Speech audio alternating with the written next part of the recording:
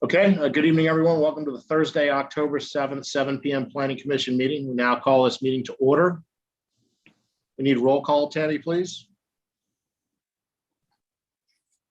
And Tammy is not here. Oh, No. So we have our, I'm sorry if I thought we introduced her last time, but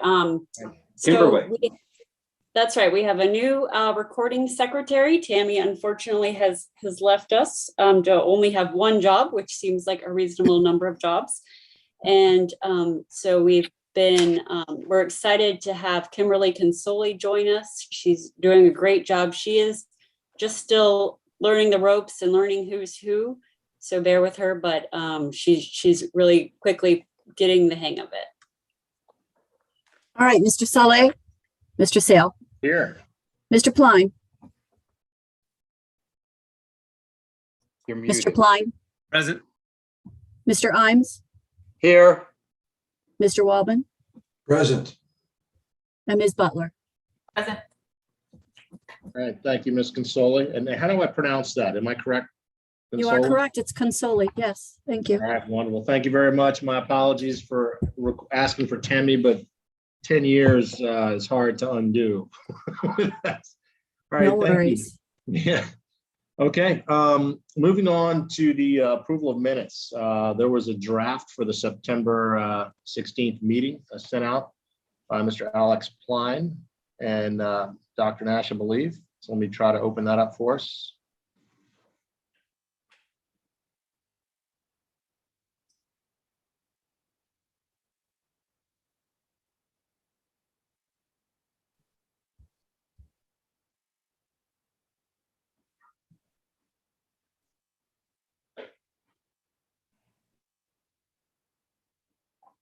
Okay, hopefully you can see this.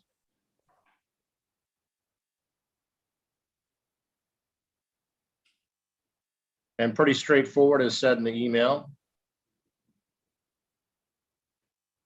I have a rather slow computer today or a network connection, one of the two.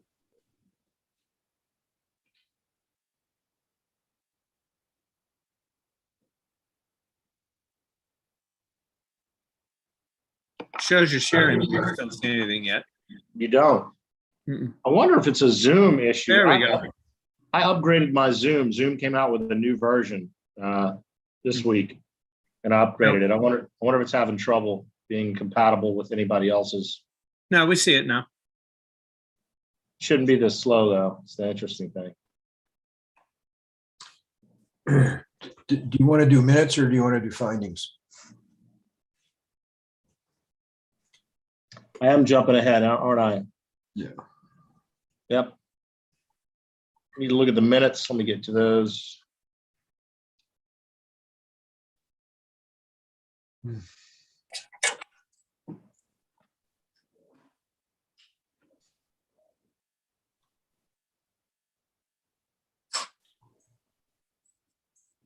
Jeez.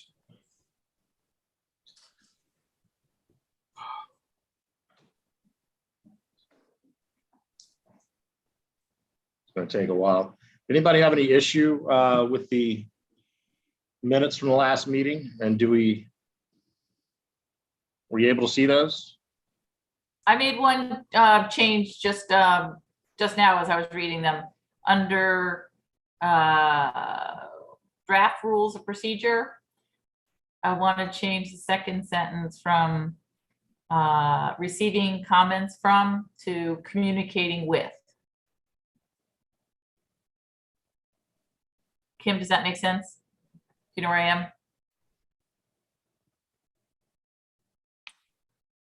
I'm sorry, I didn't realize I was still muted. Yes, ma'am. So under E, public hearings, the first one, number 1, draft rules of procedure, we're just changing the word receiving comment from to communicating with.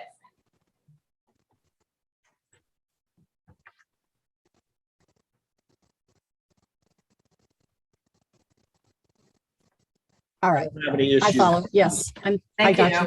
I should have sent it earlier and I spotted it just now, so I apologize. Thank you. I'll make that adjustment. I don't have any issues with that. Anyone else?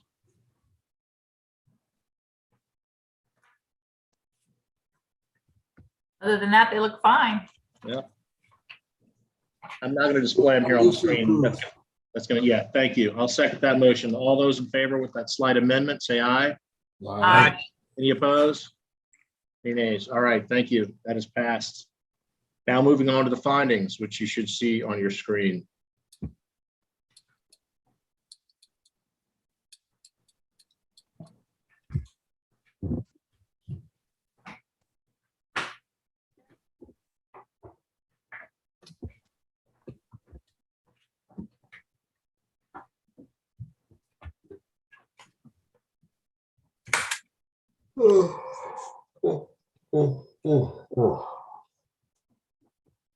Pretty straightforward and some minor line outs in there. Any issues with that? All right, I move that we approve the findings as written. I'll second it. All those in favor, say aye. Aye. Aye. Any opposed? I abstain. I don't think I was there. Okay. And Ben, are you all right with me signing for you? Yes, and that takes care of the 03221. Draft rules of procedure. Stop the share of that.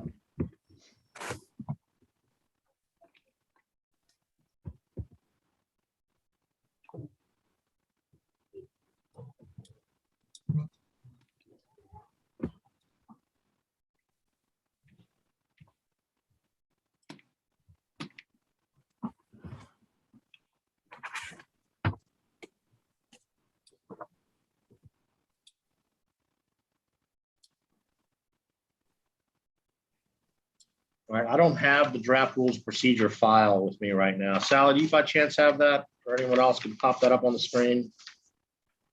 I File. don't have that. And I'm showing it on our agenda still. Yeah, I don't think we have to do findings for it because we adopted it last time. Yeah, we adopted it. We're not recommending anybody but ourselves. So let's be honest with that. That's an odd one. I've never done that. Bob, in the past, we have had to do that for ourselves. I don't think it makes sense that, I don't think we need findings. I don't think it makes findings at all as well. We That's just had a discuss, we had hearings, we had votes. Right. We're good. All right, so that's going to eliminate the findings section for our agenda. So that goes up with D. So that completes it. Thank you very much, everyone. And we can move on to the public hearings. Let's make sure with staff, we got everybody on the line for the major site design plan review application by the city of Annapolis for the redevelopment of the Noah Hillman parking garage. Do you have everyone you need? Is there anyone we need to call right now? Nope, we're good to go. Thank you. Okay, and for the members of the public, this public hearing has been held open since our last meeting for the redevelopment of the Noah Hillman parking garage on 150 Gorman Street. So we'll first go over to staff to see if there's any changes and recommendations from the staff or comments, and then we'll go right into the presentation changes since our last meeting, and then we will continue our public comment session on that and deliberations by the Planning Commission thereafter. So staff, anything to add? No, Mr. Chairman, the commissioners should have received some amended plans, architectural plans in their packet last week. Other than that, nothing to add. There you go.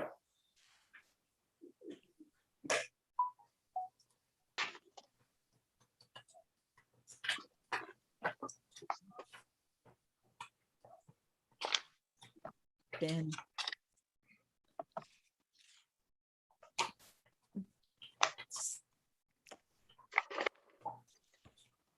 Tom, I think Ben is muted. I think he is, Eileen, yes. The age old mute button. It wasn't worthy conversation anyway. So let's go ahead and have the presentation continue with all the design changes so we can get that into the public record here. Well, thank you very much, Mr. Chair, and good evening, Planning Commissioners. There has been a tremendous amount of work that has taken place after our last commission meeting. The AMRP team with Ivan Doolin and Bryce Turner have been working very closely with the planning department staff, particularly Tom and Sally, as well as the HPC staff. John Tower is on the line, to ensure that they address the issues particularly raised by the chair, but that they also remain compatible with the direction that they have received from the Historic Preservation Commission. I think they have achieved that. And with that, I'm going to turn this over, I believe, to Bryce Turner.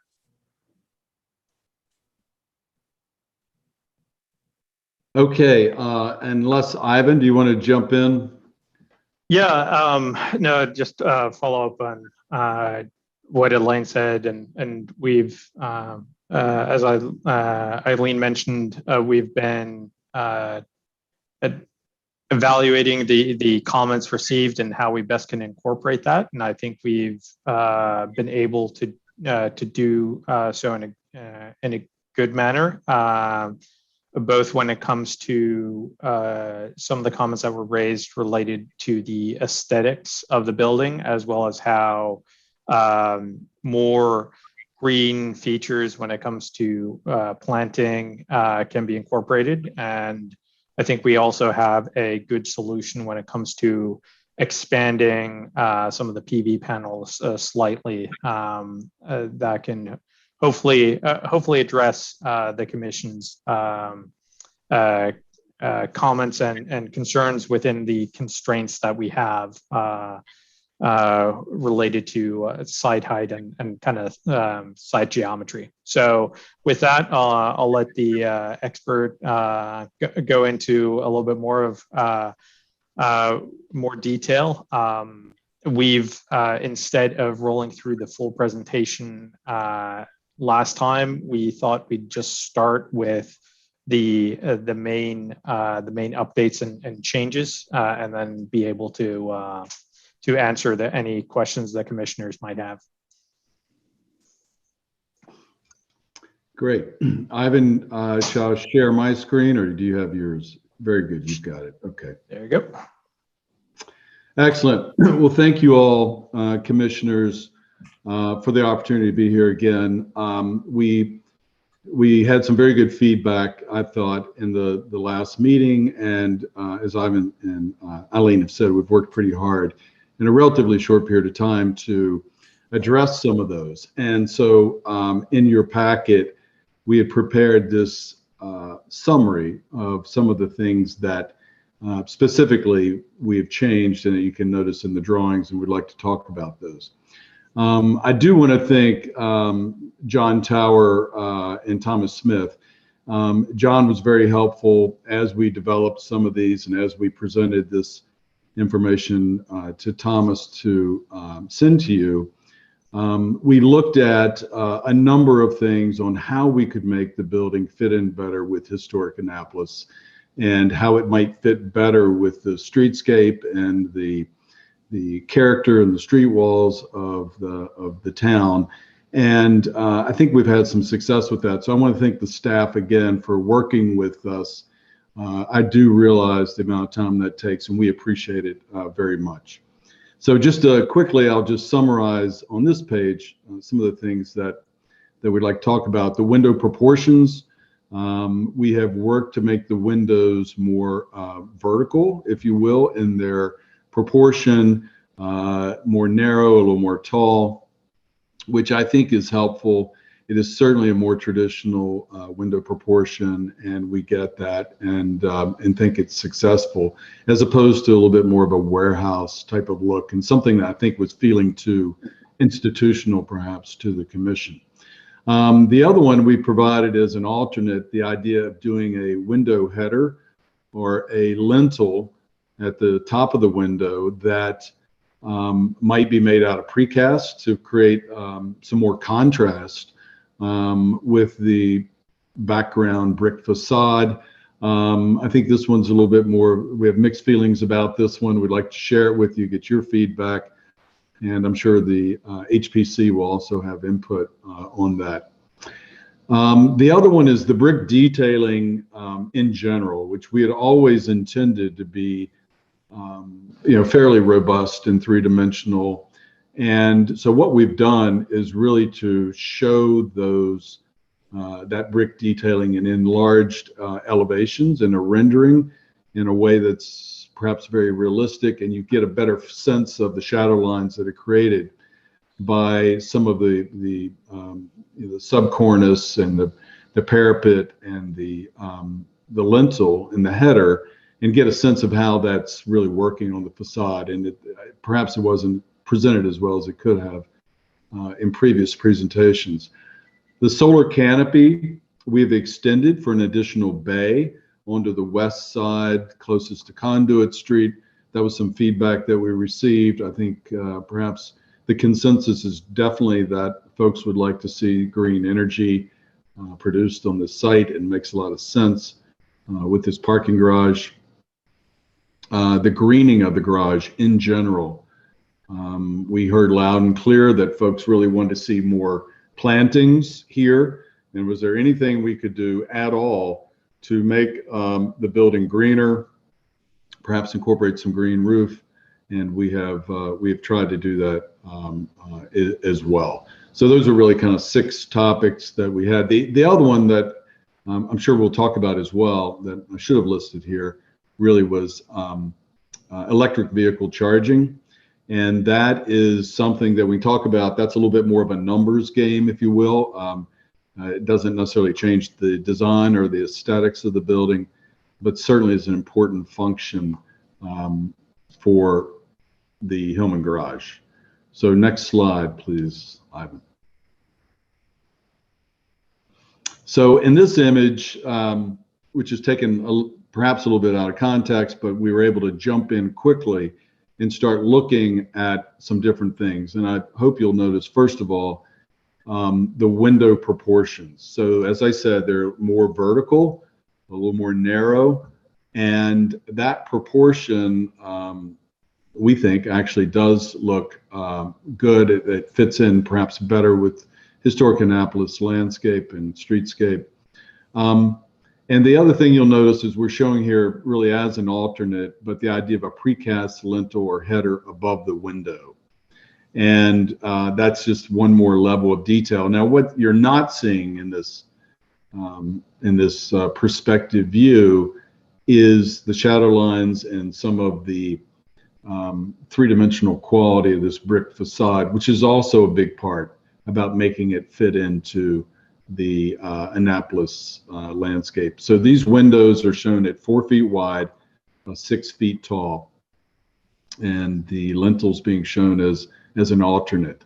You'll also see on this image, on this west side of the garage, where we have some solid wall, we're indicating vines growing up the side of the building. In addition to the streetscape on Gorman that we talked about, I think at length in the last meeting, we are proposing that we have vines growing up this west and east facade, where we do have some solid wall that seems to make some sense. And we would be attaching a stainless steel cable system. I think probably most of you have seen this system in place, where the vines grow on that system. And we're optimistic that this will grow. It can always be a challenge to get vines on buildings, but I think we've gotten much better at this in recent years. And we've looked at a couple of examples that Mahan Reichel, landscape architects, have done in the Baltimore-Annapolis region successfully. And so that's what we're proposing here at Hillman also. Next slide, please.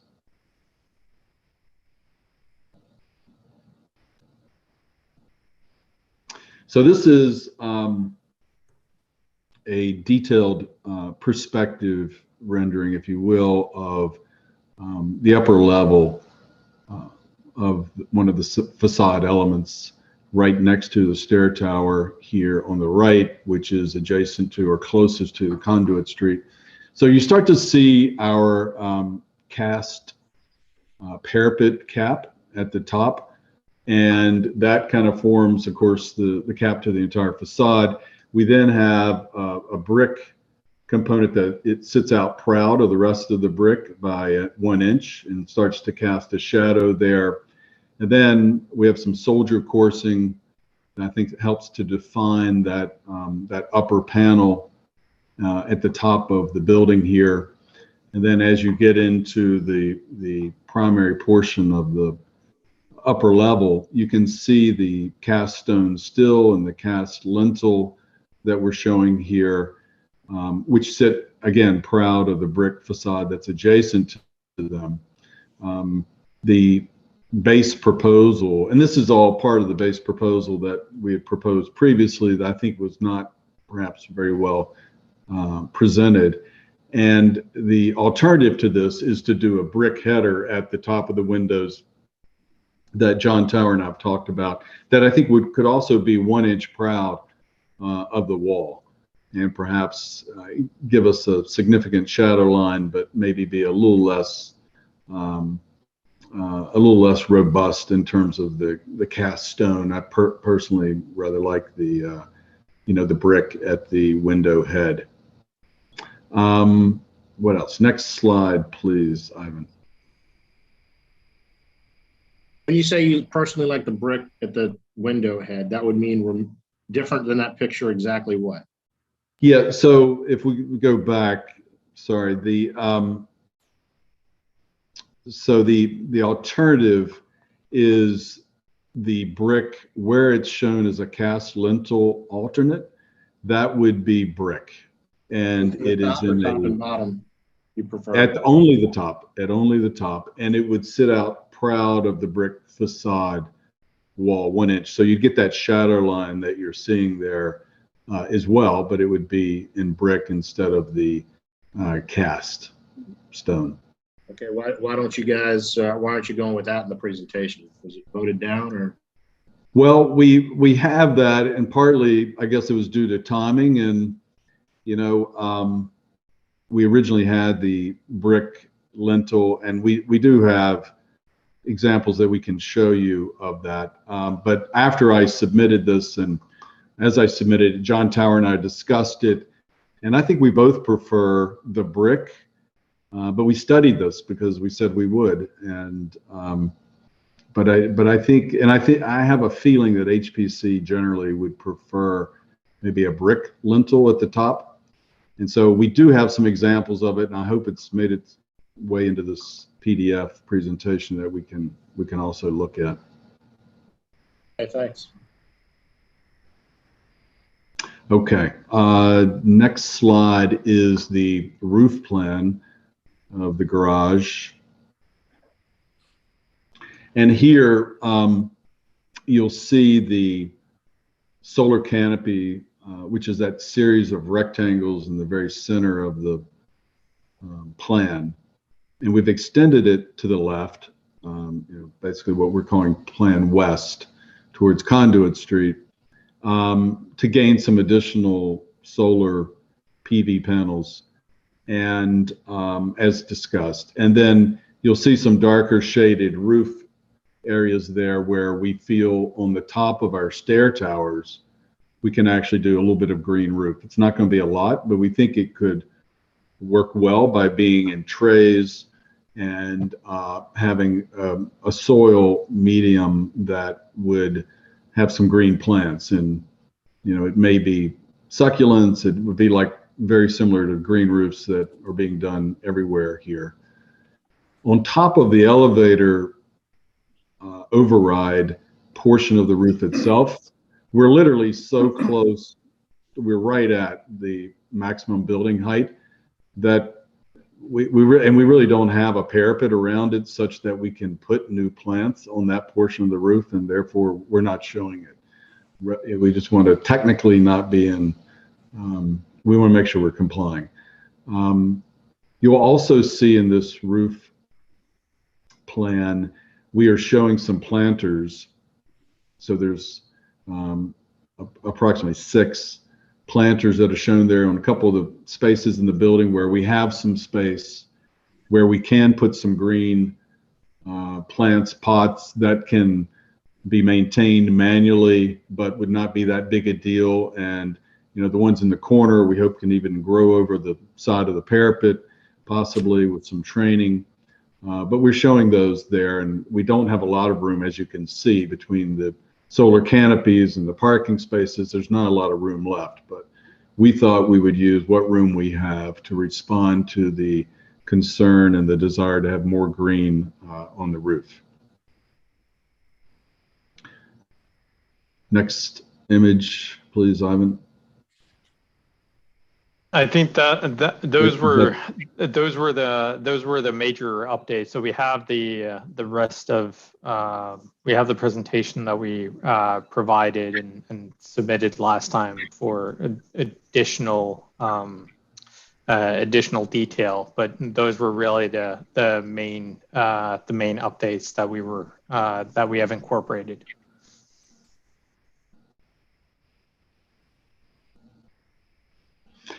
So yeah, that's where we are with it. I think they've made some significant improvements. I like the proportions of the windows.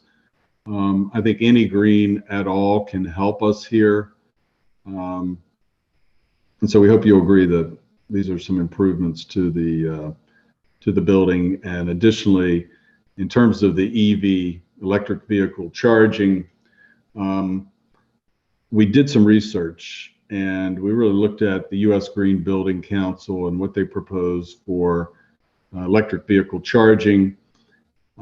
Generally, there are requirements that if you use 5% of the parking spaces of a mixed-use building are electric vehicle charging, you can get one lead point towards gold, silver, platinum, whatever you might be pursuing.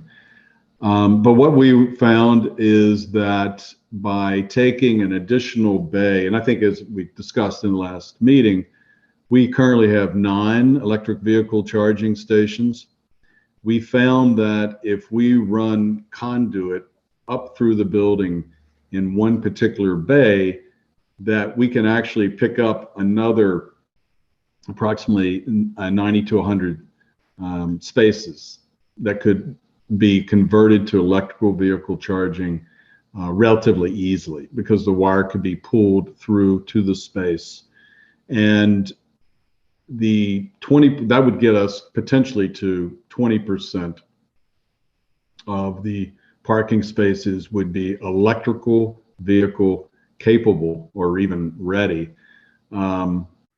which gives us about a total of 95 to 100 spaces out of 590-ish spaces that we have in the garage. We're maybe right at 590, I think, at the moment, last count. So I think that's important, and we've tried to respond to that that comment. And you know, the team is certainly willing to do that. There's the cost to do that we thought was reasonable, and one that made it worth the dollars to do it, because we were able to do it in a confined particular area on the ramp of the garage along column line C, I think it is. That makes it a very reasonable way to do it cost effectively, and to get to a 20% number of electric vehicle capable spots. So that's really the presentation that we have for you. And happy to respond to any questions. And if we need to review any other images of this, we can do so, but would appreciate getting your comments. Thank you. Thank you. Thank you. Let me just get rolling here, because we have a lot to do tonight. And I have to congratulate you, John Tower, Tom Smith. There's what you heard, you have responded to. I'm quite impressed. Personally, yes, I think you need to do something on the top of the windows. I completely agree with what Mr. Sale said last time. Whether it's precast or brick, I'll leave it up to you and John Tower. But I do think, and I think that your window proportions, I can see the difference, and they look better. It looks less like, as you said, a warehouse. So I really congratulate you on that. I have only 2 things, and they both have to do with sort of site design considerations. One of them has to do with these metal, I don't know what you call it, veins. Is that the word? Fins. Fins. Yeah. I still think, I'm still asking you, I can't make it because I'm not an architect, but I'm asking you to consider, it always occurred to me that if you angled those fins 45 degrees, you would do two things: still get all of the ventilation that you need, but secondly, especially if you put up more fins, you would cut down on the ambient light, that escapes from the building on 1, 2, 3, 4 floors. So I really ask you to, if that product is made and if it's cost effective, that it would sort of also sort of close things up instead of having it look like a great big warehouse. But that's a simple request, I guess, recommendation. The other one, though, is a little bit more important, and that is, I think, on Gorman Street. We spent a lot of time looking, and I'm personally excited by the opportunity to be able to do more things. I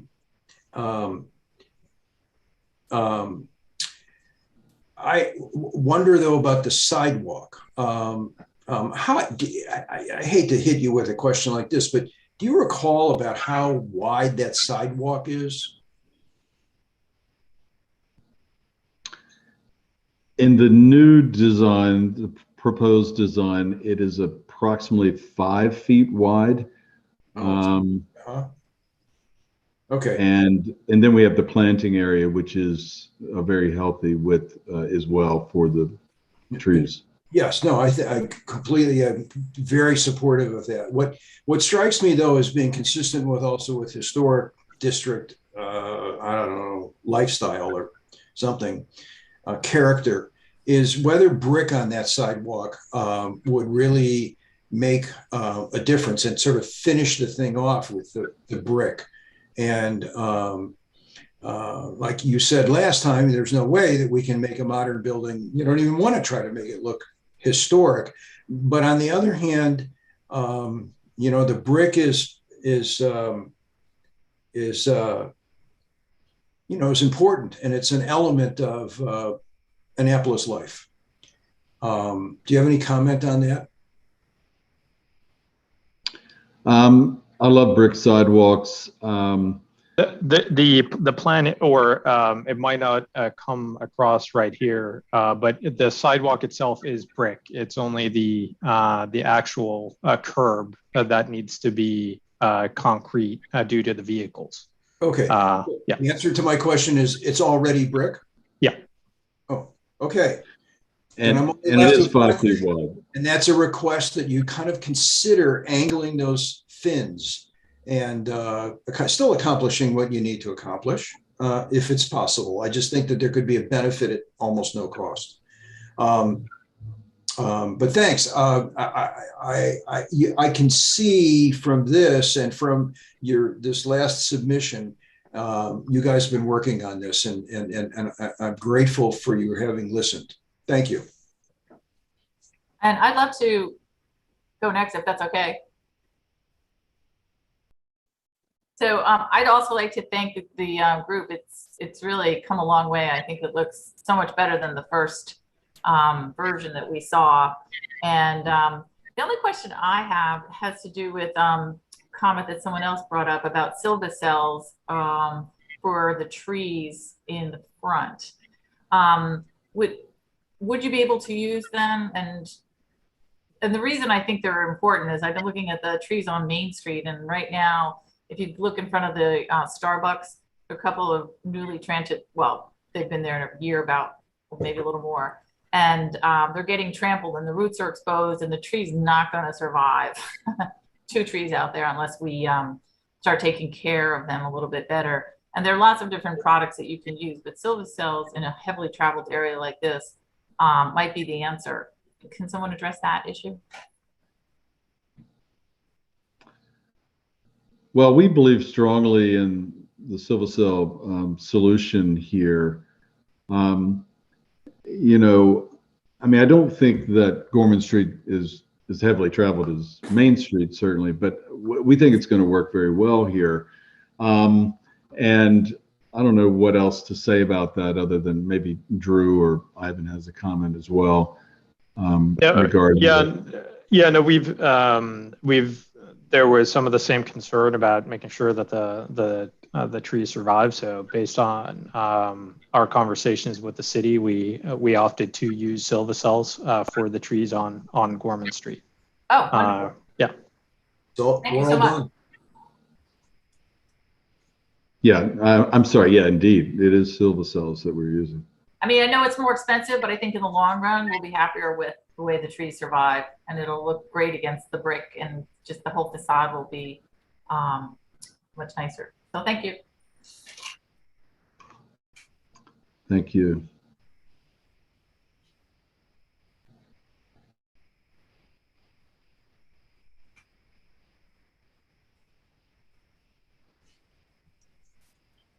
Ben? Alex? David?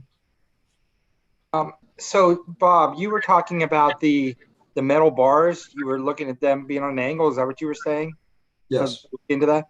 The Yes. only thing I'm concerned about, I thought about that as well, like some kind of lattice or crosshatch or something.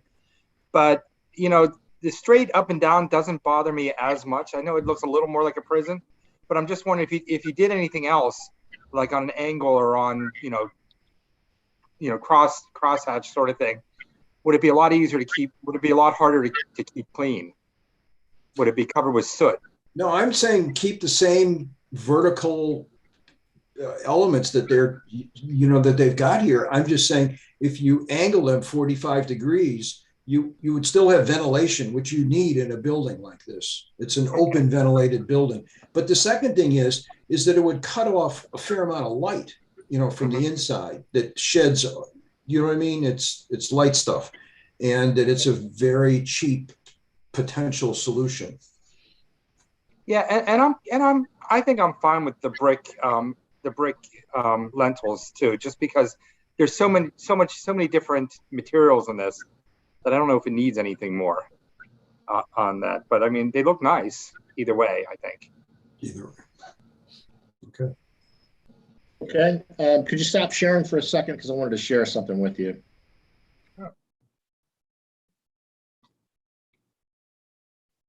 And I like what you've done with the building with greenery and the windows, especially addressing that and making them thinner rather than larger. I really like that. As far as the brick precast above the window versus the lintel on the top, either way, whatever you want to do with that, that's fine with me. For me, the big ticket item was the window was so wide, it didn't blend in at all. And I was referred to look at the historic preservation guidelines by Ms. Tierney, and I went and looked at that. And I can show it here where it says, yes, try to make it blend in, but don't try to replicate. I think your design was doing that. You were blending in and not replicating, but I didn't think we blended in good enough. So the windows, you captured it for me right there, and I appreciate it. I'm going to show you why I was so wanting green on the roof or something. I don't know if you can see this here, but the pain I go through every day that I have a meeting in a conference room where I work, I look right out of the window, and this is 20, 30 yards from me while I sit in the meeting for hours on end. And I look at the Boeing building, which has these wonderful, beautiful trees sitting in these actually not so large planters offset right to the concrete wall there. It shocks me. I'm like, if they can do that, couldn't we at least do something smaller on the roof? I'm not asking to put trees up there and make it look silly downtown where there's trees on roofs. But the parking garage is hidden from most everything else. And you can only see it from Duke of Gloucester and Main Street through Gorman. It's really a small view shed. And you've addressed that with the bricks and the windows and the sizing. It blends in. But greening up the roof, I like you've got some ideas there. You're addressing it. And I feel you guys are going to go further with that in the future. But I'm just letting you know where I'm coming from. If I'm staring at this whenever I have a meeting, and I'm like, if they can do that in the Boeing building on the 8th floor, come on. And those trees have been sitting there for about 8 years now. No problems. And I don't know how they make them grow that well in a box that small, but just an example. So I'll stop sharing that. And I don't expect you to do that downtown in the parking garage, but just an example of why I was thinking what I was thinking. I like what you've done with the with the electric vehicle options, but in the future, I'm thinking, yeah, we're going to need a ton more, and we're going to need an area for a transformer to probably be and everything else. But I'm sure they could figure that out. It wouldn't be too huge, I wouldn't hope. But as long as you make accommodation for that, which I'm hearing you can, and take a spot out and make an accommodation for piping for the future electrical needs, sounds great to me. So you've done a lot with addressing it. I appreciate it.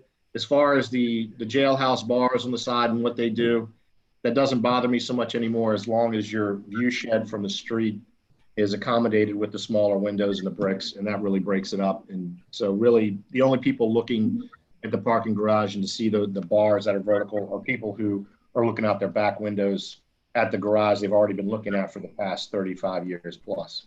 So, I hate to say that, but you know, we like to make it look better, but this is what you guys have. It is what it is. So I have nothing else to add to the plan here, and it seems like we all like the options that were presented. And as far as the brick on top of the windows, it could go either or from what I'm hearing from the rest of the commissioners. So we're not going to try to say you have to go one way or the other. Is there anything else anybody has from the commission? I just have one. I don't have anything to add architecturally beyond what everybody else has already said. But pursuant to the conversation we had last time about Gorman Street being, the idea of a shared space, I assume everybody thinks that that's, if you'll pardon the pun, a little too foreign for Annapolis. Is that kind of the sense that I'm getting? Because I didn't see anything about that. Is that too much of a deviation? And I'm assuming you just want to drop it. No. Or- My impression is that it can be used in that way. No, I mean, yes, it can be used that way, but in Top the of the concept, building. the concept of a shared space has no formal curbing, for example. It really brings some ambiguity between what's sidewalk and what's car space and what's people space. Okay. And in these drawings, you've got a concrete curb that's probably 6 inches and demarcates the brick sidewalk and the asphalt street. It's very traditional, things we see in the U.S. Yeah. So I'm assuming everybody feels the idea of having it be more or less the same level, or just a slight, where the cars are going to drive a slightly lower in elevation, is just too foreign a concept for us here in little old Annapolis. Not a foreign concept for me. I mean, does it affect us drainage wise? Is there a physical reason, construction wise, we couldn't do that? No, I just think it's very non-traditional. So the civil engineers in the crowd probably bristle at that, unless they're steeped in that kind of thing, because it's just not traditional for the way we do things. So I don't know. Well, there's the question. What's the answer? Mr. Turner, anyone? I would say, I have to tell you, I do tabletop curbless environments in a lot of my projects. Especially where it's high traffic and people are walking back and forth between storefronts. I would love to do that. I'm not sure we have the kind of traffic here on Hillman, quite frankly, that justifies it, to be honest. I know that in terms of storm drainage, it is going to be a little challenging because of the slope that we have here. The water is going to be sheeting down Gorman Street for sure. So I'm not sure it's as critical here as it is in more heavily pedestrian areas. I don't think it's a foreign concept for Annapolis. I think it'd be great on Main Street. Quite frankly, it wouldn't be traditional maybe on Main Street. But that's my response, is that while I would love to see this someday be a retail street, that may be pushing it a little bit.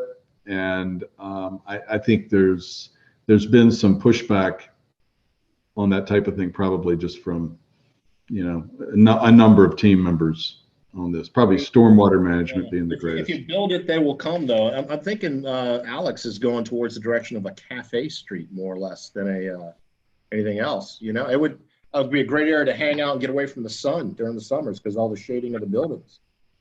You know what I mean? Is that what you're saying? Well, who knows? If you make it look like a very traditional street, it's going to act like a traditional street because it's going to be Yeah. sort of a one-trick pony like that. But if it were something else, it could still act as a traditional street, but it would be much I think that's a much great more idea. amenable to doing something else there. But at this point, I know we're pretty far down the road here. We could just make it a That fun too. recommendation. I'm not going to follow my sword over that one. Just go on record as I think we need to think more about that because, downtown Annapolis is a heavily pedestrianized area, and the more we can do to make it that way, and the better. So, I'll Mr. just Warner. make that comment. Market space or Market Plaza Yeah, between Sure. the Market House and those other restaurants, which has now been turned into a full-time outdoor dining. That's exactly the place to begin something like that. Anyway, I think culturally for us here, this is going to take probably a little bit more work and time Right. than we have here. So anyway, that's the last comment. I just make it a and recommendation. thank you, Bryce, for being kind and saying no in a kind way. So we'll leave it at that. All right. It's still So- like It's a very good thought. in our findings that we, recommend looking into that for the future. So come on, why not? So is the public hearing still open or closed? The public hearing is still open and we have some comments. So, Sally, how many comments total were provided? I'm going to try to bring some up here. I'm going to defer to Tom. I think we had two Tom sent you today, and we had comments from Mr. Ledoux. Is that were there any others, Tom? No, I forwarded the 2 additional comments to the commissioners this afternoon.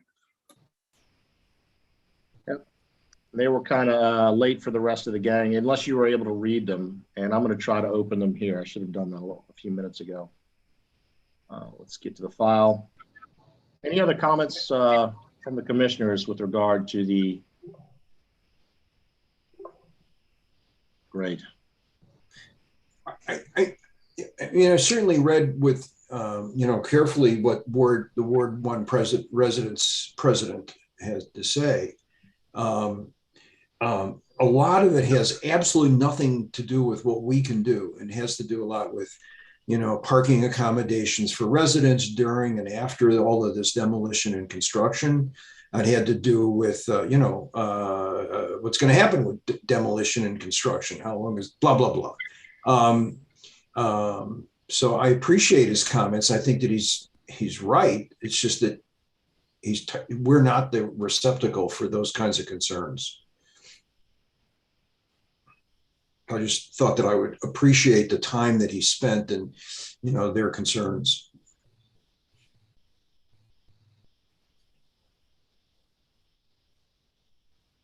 That was my thought exactly on those. It's not really our wheelhouse. Yeah, there's nothing we can do about that. Okay.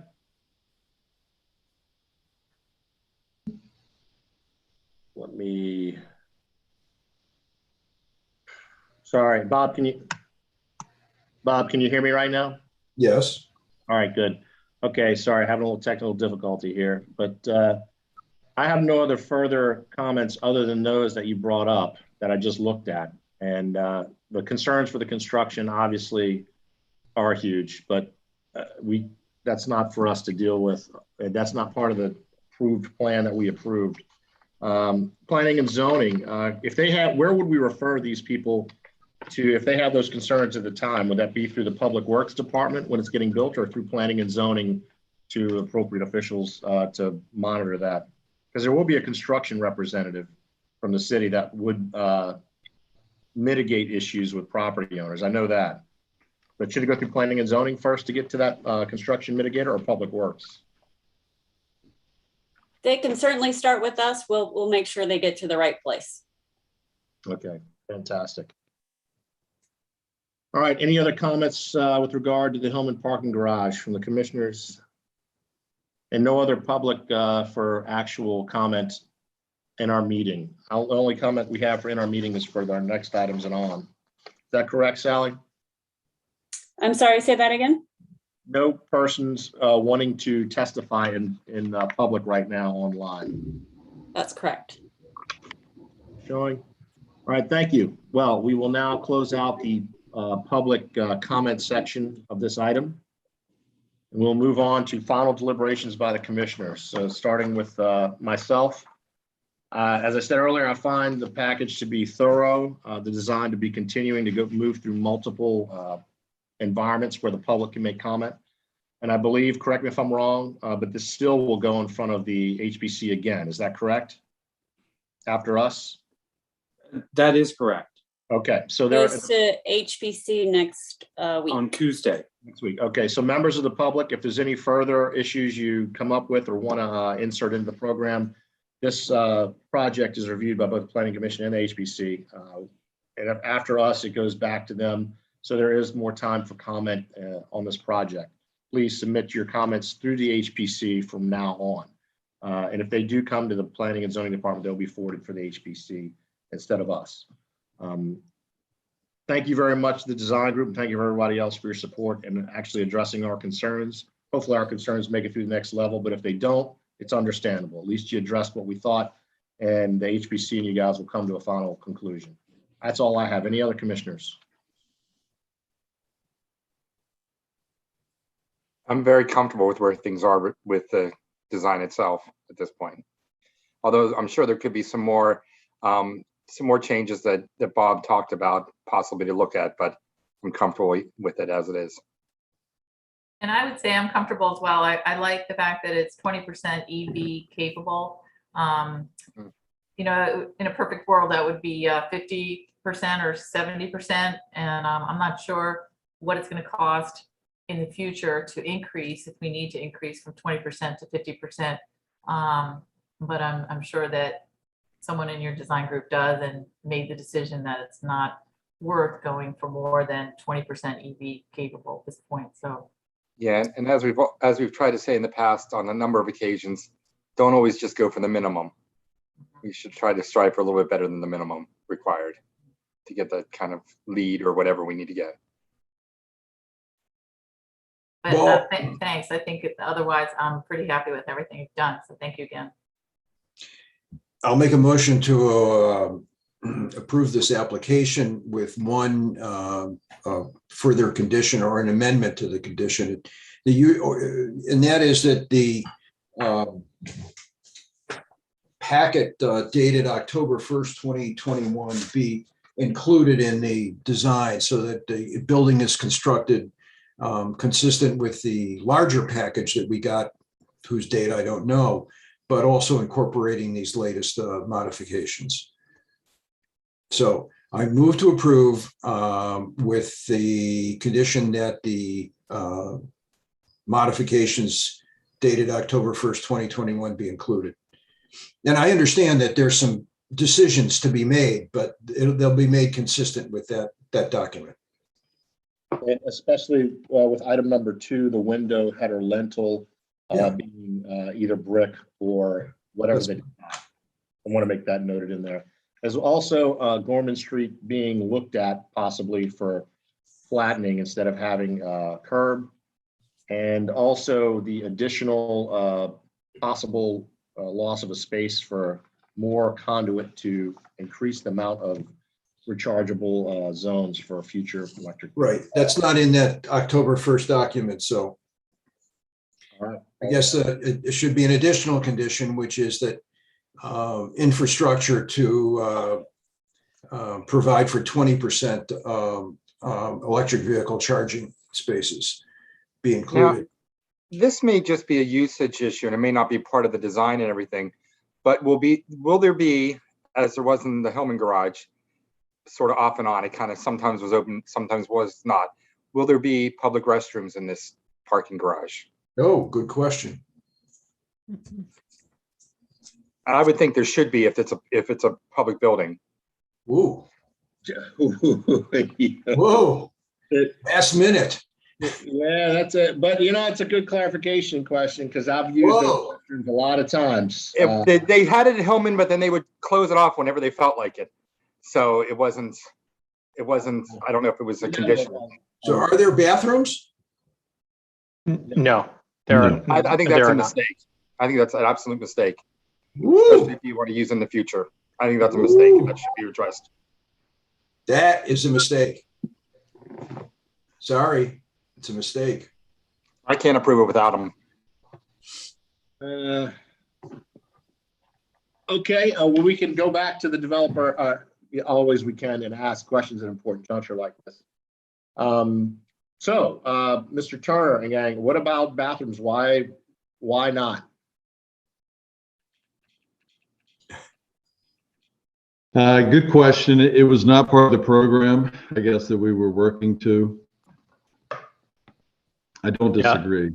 I think the big difference here is with the way that the existing Hillman garage operates with gates and employees on site constantly will not be how the new Hillman garage operates. So it's a gateless technology control done via license plate recognition going in and out. So there's not an on-site employee constantly throughout the day. So candidly, on that basis, there wasn't seen as a need for a restroom, be it either for employees that are there, because there won't be on a regular basis, or the public. There will be, as part of City Dock, naturally, public restrooms and increased public restrooms available, but not in Hillman Garage.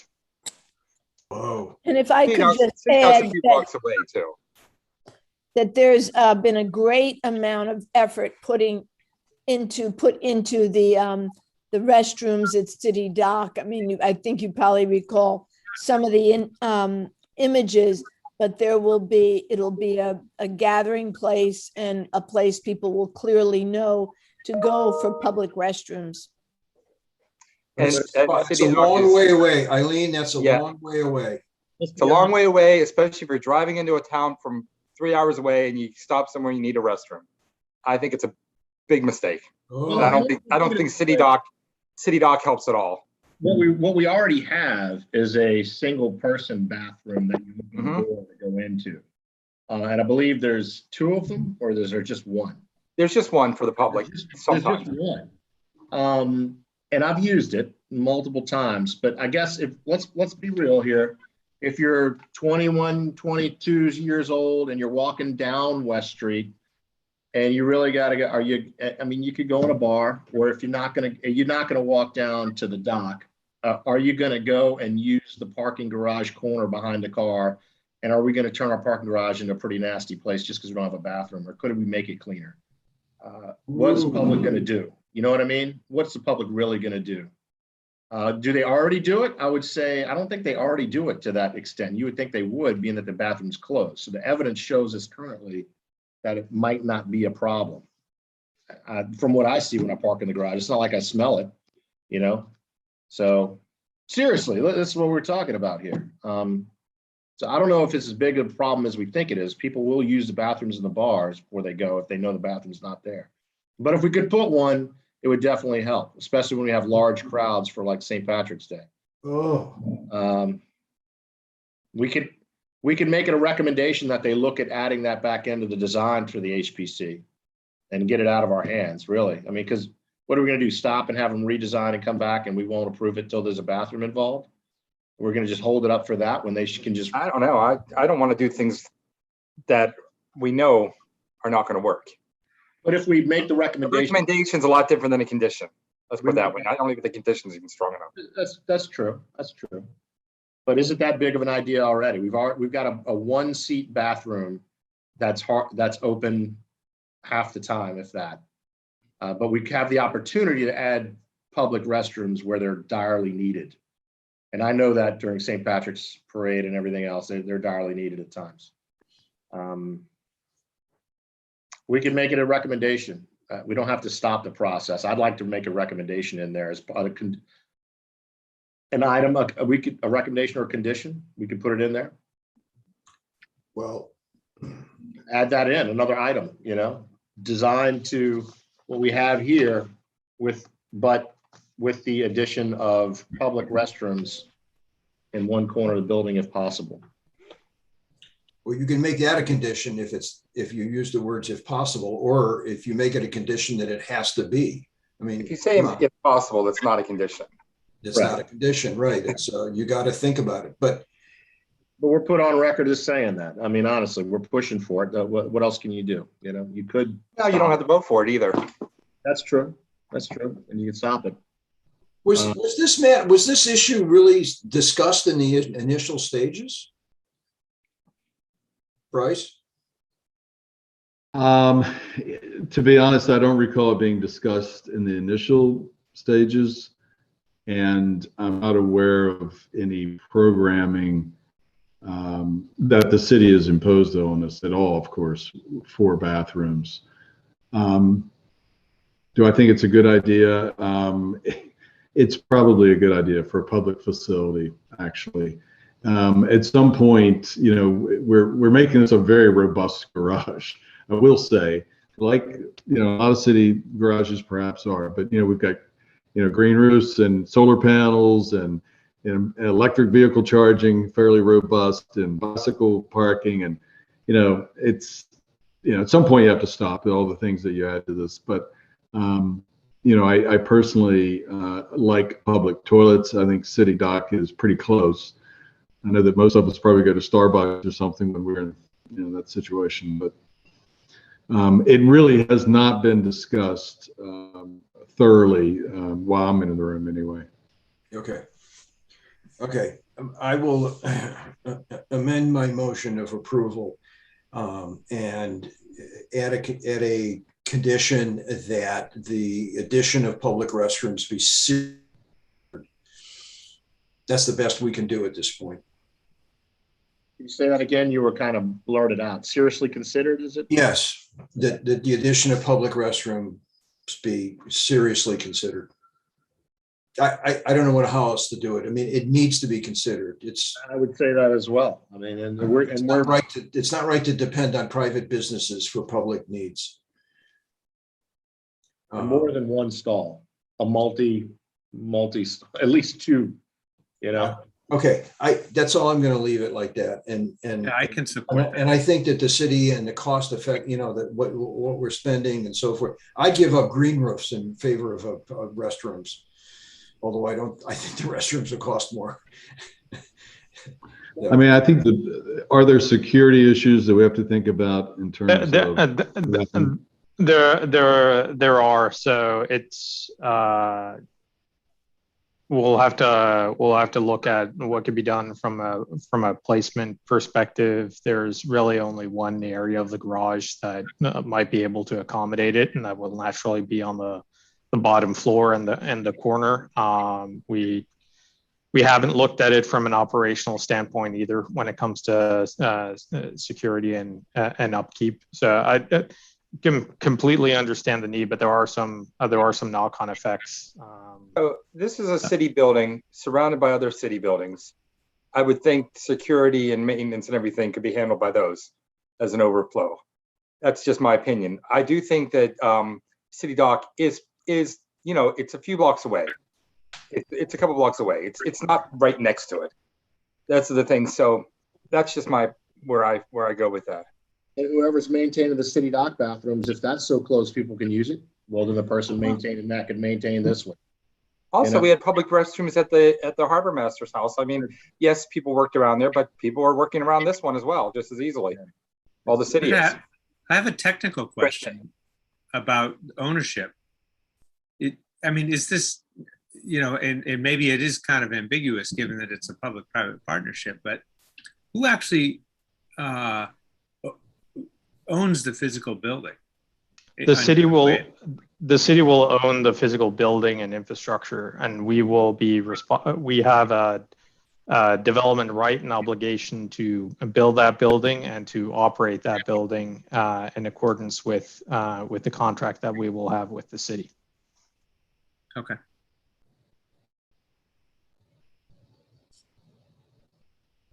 can make it a condition. Alex can support it, strongly consider. I can support that as well, but I could also support a condition, so. Okay, Commissioner, motion on the floor. okay, you got a motion on the floor. Is there a second? I would just say that it's a recommendation more than a condition, because a condition means. It is right now, as the Right. motion stands. It's a condition to consider, Well, so which is a recommendation? which is a recommendation. Yeah. That's Okay. what's on the floor. Do we have a second for that, or? No. I'll second it, and now discussion for that. Would you like to see it more as a condition, or would you like to see it as a recommendation? I think Well, I I've think made. if we tried to make it a condition, we'd have our heads chopped off at this point. Not really. I mean, you could do it, and I like the condition of it being a recommendation. And they're seriously considering it. And come on, what else can you tell them? They can, if they don't put it in, it's up to HPC and the design group whether or not they're going to put it in the city. And they honestly should put it in. That's our thoughts, and we're at least getting our thoughts out there, but not forcing it. So our spots. Even if there's- So that's even if my there's just a- thought on it. Even if there's just a plastic porta potty in a corner. You know, something. No, that's not good enough.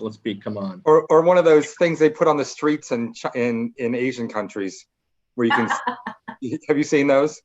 Yeah, I've seen that. Well, in France, they have public pissoirs, you know, and they work fine without people and security and all of that stuff. So anyway, I have a motion on the floor. There's been a second. Second. All right. So we'll have a call to question then. All those in favor of the motion, say aye. Aye. Aye. There's three. Is anybody else? Diane and Dave? Yeah, I couldn't unmute fast enough. That's an aye. Okay. Any nays? I'm saying nay. I like that, Dave. I support that. That's good. Any abstentions? Okay. All right, go forth and build your garage.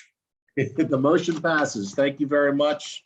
And please, serious consideration to restrooms. I mean, we're not kidding here, because the people need that. And I think they need it, and it's been said here enough.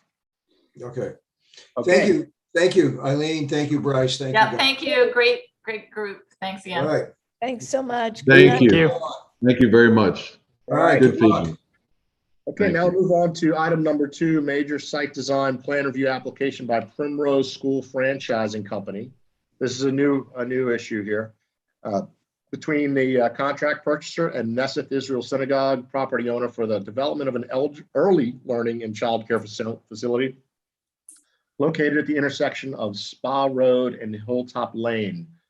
The public hearing on this item will be held open until October 21st. So first, we're going to start off with the staff presentation, followed by the applicant, then public testimony. So staff, please proceed.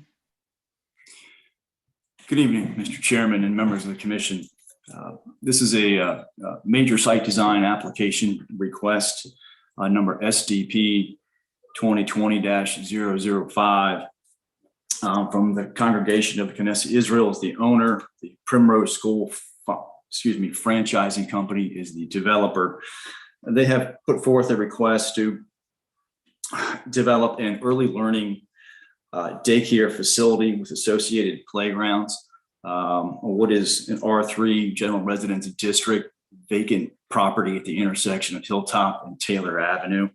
The facility is about 12,500 square feet, which accommodates a maximum of 195 students at this facility. It will have childcare programs for infant, toddler, early preschool, pre-kindergarten, and kindergarten. It'll include part-time, summer, and after-school childcare for ages 5 to 12. This application is also in the code is a daycare center, which is a group use for special exceptions. So it's actually a dual application that's being heard through the Board of Appeals concurrently. We have a number of recommendations and conditions, but I think I should probably wait until the end after the applicant gives their presentations, but I would like to say that we have spent probably a year plus in working with the applicant on the site design here. It's probably not an inch that we haven't changed on the site itself, the architecture. The site is about half lawn and half scrub forest. There is a section in the western corner that does have some significant trees. The applicant was good enough. We actually shifted the entire site plan to the east to accommodate the preservation of those. There are actually 3 sycamore trees, approximately 25 inches in diameter. We were able to, at least in my professional opinion, and that of the city forester, able to save enough room within the critical root zone to secure the preservation of those trees. So we're excited about that portion of it. We worked significantly with the Department of Public Works, in that it's a difficult location from access standpoint. So there is limitations of right in, right out at this location. We are adding a shared use trail. There is a bike lane currently on Hilltop Lane. We're going to bring it up onto this site for a shared use trail. Also adding a pedestrian crosswalk at the intersection. So we're going to have those improvements as a part of this project. We've probably had, I would say, a half a dozen other applications look at this site for mixed use housing, seniors housing, and none of it really seemed to work forth. But this applicant really sat with the city and was able to work out a site development plan consistent with the standards in the code and the comprehensive plan. So our recommendation is for an approval with the conditions that you see starting on page 9 of the staff report. Just to clarify, this is Hilltop and Spa, not Hilltop and Taylor. I misspoke. Yes, sir. Thank you, Mr. Imes. Happy to answer questions of staff. I have no questions. Anyone else? Yeah, I have a quick question. You said it was it's categorized as a daycare center, even though it goes up to 12th grade, and it's actually a special exception. I've never seen, but it probably has happened before, an application go to the Building Board of Appeals and the Planning Commission at the same time. How does that work administratively? It's actually not the Building Board of Appeals. It's the Board of Appeals. Yes, sorry. Right. And actually the Board of Appeals has already held their public hearings. We're actually been through that process. They'll be adopting their findings or their opinion on it shortly. Since the process has changed in the last several years, where site designs now require planning commission approval versus an administrative approval, it's sort of the chicken and the egg. So there is a condition on the site design that requires the Board of Appeals special exception approval, and there is a condition on the Board of Appeals special exception approval that requires the Planning Commission's site design approval. Okay, so I'm just curious. So how did it went to the Board of Appeals first? Is that just a flip of the coin, or is that in the procedure about how this works? I don't think it's a formal procedure, and it's not necessarily a flip of the coin. We felt perhaps to go to the Board of Appeals to consider the use first, versus the whole design of the site, even though the board did get into some of the site design considerations as far as how the site functioned in parking and ingress and egress and that sort of thing, just because some of the standards in special exception are very similar to some of the standards in site design. Well, that makes sense. And so when there are 2 code sections that apply and there's no clear, procedure for who, what should be looked at first, is it the director's discretion to do it the way you're talking about? Again, Ms. Butler, I don't know that the code is clear on that.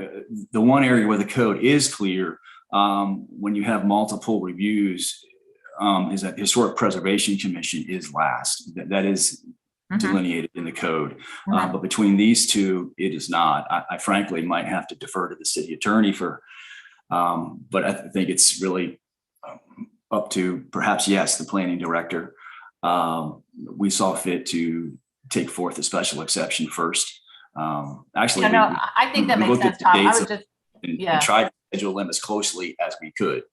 No, it makes all the sense in the world. I'm just trying to understand it because I think there are other areas where a application goes through two different processes, and it seems to be definitely the discretion of the planning and zoning director to say, well, we need to look at this threshold issue before we look at that threshold issue. So you're right, looking at the use for a site makes a lot more sense first before you get into the details of the specs for the site. So anyway, I was just curious about how that process works, because we've seen cases where two different code sections apply to the review process, and it can be complicated. But I think your logic is good, and I understand it. So thank you. Yeah, I guess I think this. Sorry.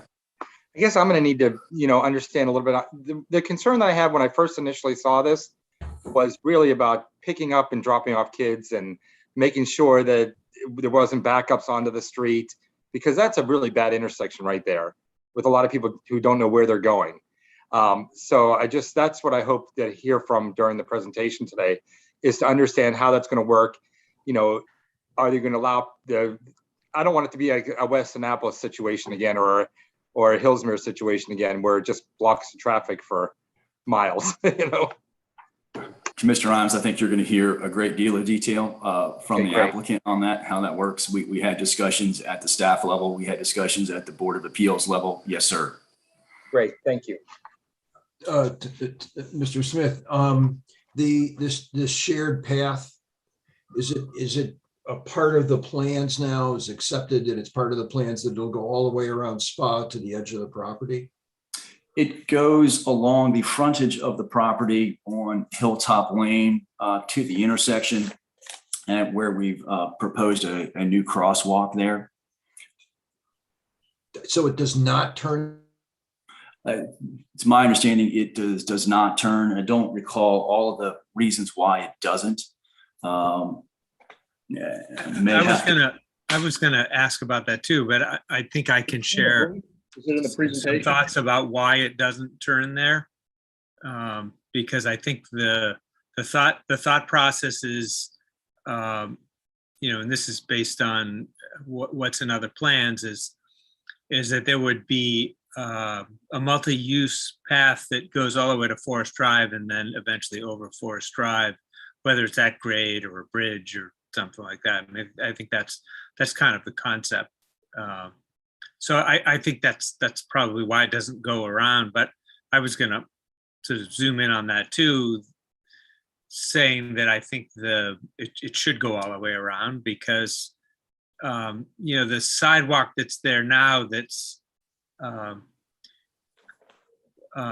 to be basically carried through is kind of substandard, and I think let's see the presentation. Let's see the details. Yeah. Exactly. Let's roll on with the presentation, and we can ask further questions, as Mr. Smith had alluded to earlier. Presentation, please. Thank you, Mr. Chairman and planning commissioners. Appreciate that presentation from Mr. Tom Smith. I'm Phil Dales, Liv Walsh and Simmons, representing the applicant Primrose Schools. And we have Matt Taylor from Primrose Schools with us tonight. We have Nelson Rocho from Bay Engineering, and Aaron Becker, who has done the architecture from CASCO. We also have Mr. Ken Schmid with us tonight to help answer some of the parking and traffic questions that you may have. I would note initially that the record already contains our statement of justification for the code criteria that you're looking at tonight, as well as the site plans and floor plans, and a few other exhibits that we're going to refer to this evening. But because this project has had a very long journey, and some of the issues you've already identified have come to the surface, I want to take a brief moment before going into testimony, provide an introduction here, just to tell you about the proposed use that this site plan is going to accommodate, and to tell you about the process we've gone through to arrive at the site plan that you have in front of you tonight. And in telling you about that process, I'll also describe some of the key issues, including some of those that you've touched on. The Primrose School programming is specific to the Primrose offering. Primrose, as an early education provider, offers a curriculum that's been an award-winning curriculum, and it focuses on enhancing creativity. It involves multiple approach to multiple learning areas, including some physical learning. And so some of the spaces you'll see outside of the building are also part of the Primrose curriculum.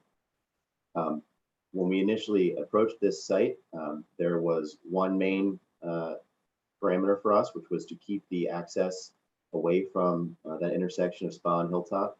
We were aware of previous projects having sought to develop the site and having difficulty with that issue. And so our initial design really was focused on that goal, and then accommodating the forest conservation that needed to happen, as well as the Primrose programming. As we went through the process, and Mr. Smith alluded to this, we found that these significant trees in the northwest corner required us to shift the entire development to the west, actually, not the east. And in doing that, we found new challenges, as of course you do when you shift a program so significantly. And those challenges were forest, in that we needed to find new places to provide mitigation and retention. And then stormwater, because some of our stormwater retention areas were badly squeezed by that shift.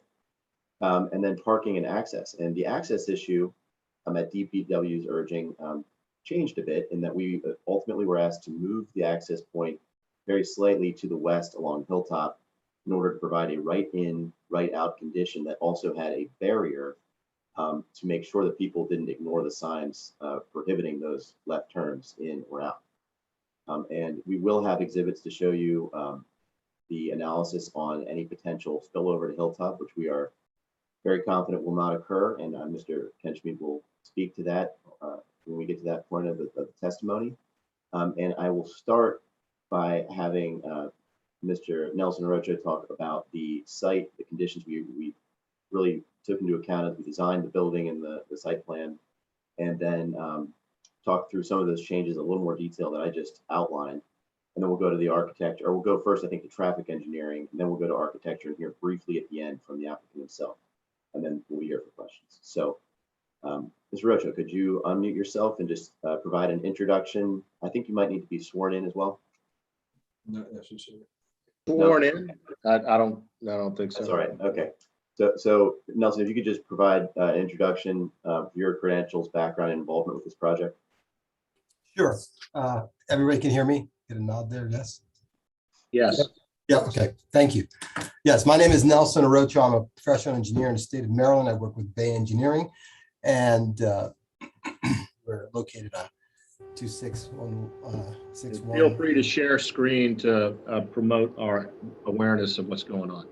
Oh, we'll do okay. that, Mr. Stale. Just as soon as we get to the testimony questions about the site, I'll ask Nelson to share screen. Yeah. So again, I'm with Bay Engineer. I'm a professional engineer and in charge of project manager of this project here. So just to give a overview of the Mr. Arocho, could you go to mute, please, real quick, so we can see if it's you getting the feedback? Oh, it might be. Go to mute real quick, so we can make sure. Yep, it is you. It's definitely you. We're getting some feedback from something. It's a constant hum. Keep going, but try to address that while you're briefing, for time's sake.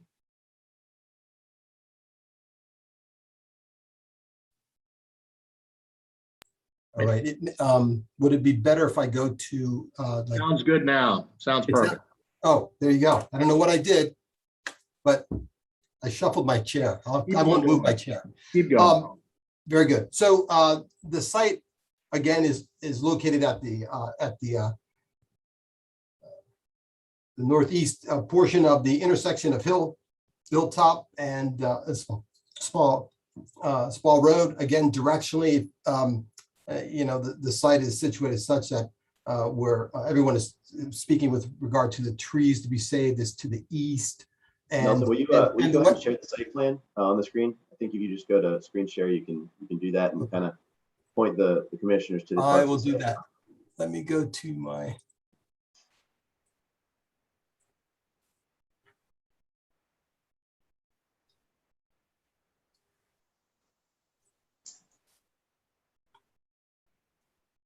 Can everyone see the screen?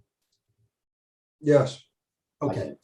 So I have here just the existing, let me zoom out. An existing condition plan. The property here is 90,068 square feet, or 2.07 acres, currently vacant, has been said. The grassed area to the again to the south end towards the intersection, and the woods to the east with the specimen trees to the eastern corner of the property. The site drains from the north down towards the south corner of the site at down towards Hilltop, and again it's a vacant parcel. So that's our existing conditions. The zoning again is R3, and I will go to Nelson. If you could just before we move on to the site design, could you just tell people where the existing forest is and describe the nature of and the quality of the forest that exists? Yeah. So if you can you see the cursor on the screen moving? Yes. Yes. Okay. So as I move this cursor from near the intersection, which is on the left of the screen, and I'm following now, the cursor is following the tree line. You can see it here. The specimen trees are up in this area here. There's the sycamores that will be saved, as Mr. Smith had mentioned, and there's a larger specimen tree that I'll speak to. And there is the area over, and Mr. Smith alluded to the scrub, or the kind of the quality of the woods. There's a lot of invasive species and low quality of basic forest to the west end here, and where the trees are to be saved is it was in essence the higher quality with the specimen trees, and that has been the object and the intent for us in this development as we've been working with staff. There's also just want to mention there's also a easement that runs along the top of our property, which exists. It's a BG&E easement, which is there, and we worked around also. Okay, and, so well, before we go to the next slide, Nelson, the stormwater, where does that generally run across this site? The site drains from, again, the north end here and this end, and travels down to the south to this corner at the bottom here. So that's the general flow of the drainage. So it's moving basically, as you look at the screen, from top left to bottom right. Okay, thank you. I think that's a pretty good summary of the conditions we were most focused on as we start designing. So now if we go to our site plan, we can talk about what it ended up as and why it now looks like this. Mr. Arocha, initially, what was different about our initial plan than what you're seeing here? Where did we propose these buildings and lots? So we had the site was originally more pushed, let's say, to the rear and into the wood lines. It was expanded more also to the or pushed more to the west end of the site, and because of the working with, again, the trees that we were trying to, and we did in this plan, save the site constraint, the proposed constraints of the site pushed forward, and also obviously the entrance to our site was another key factor with regard to the direction that we had from staff, that the entrance was to be as best we could as far away from the intersection to alleviate any issues. And so the site originally was different. The area of trees was I would say not in major impact, but has some. To say in summary that the parking lot was farther to the northeast in the area where the significant trees are, and that now it has moved west and south away from those significant trees. Is that, in summary, the big shift we made? Yes.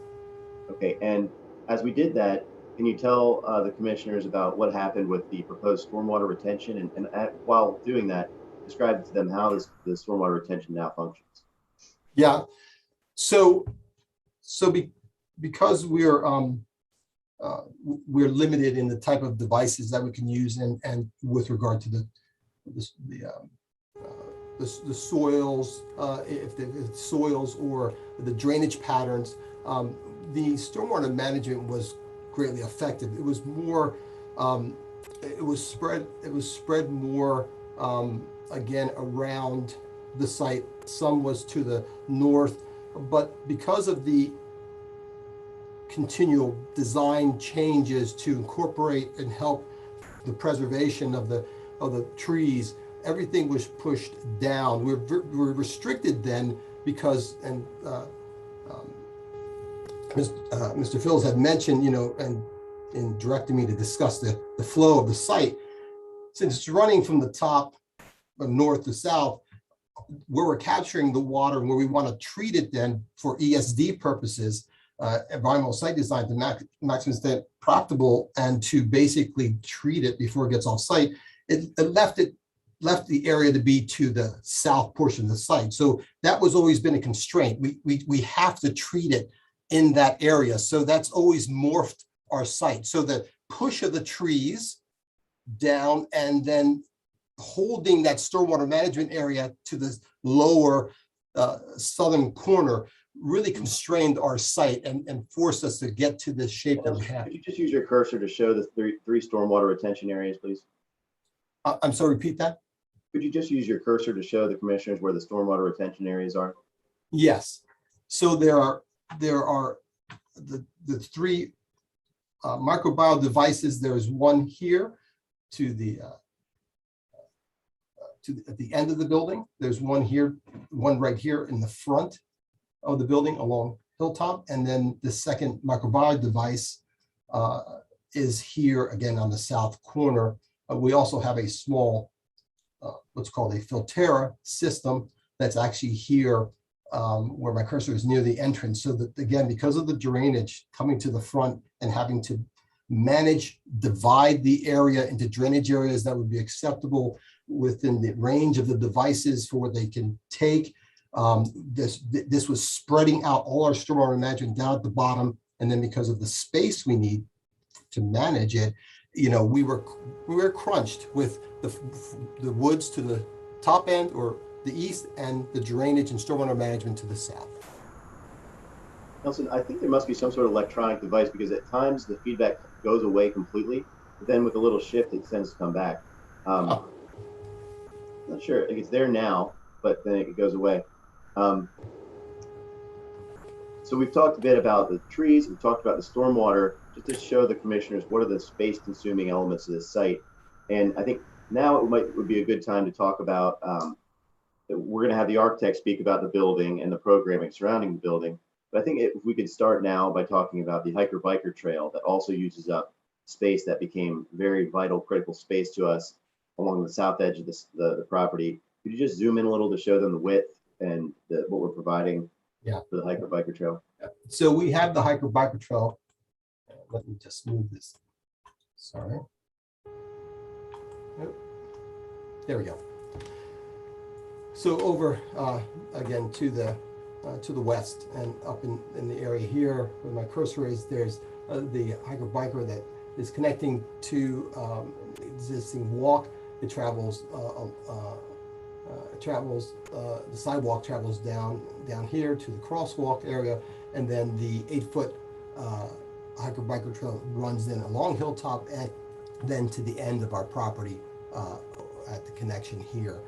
So one of the other issues, as Mr. Phillips has mentioned, is that with the need to have the to provide this for the pedestrians and to have this sidewalk, it trickle effect the offsets from other things that we needed to do as far as the site design elements.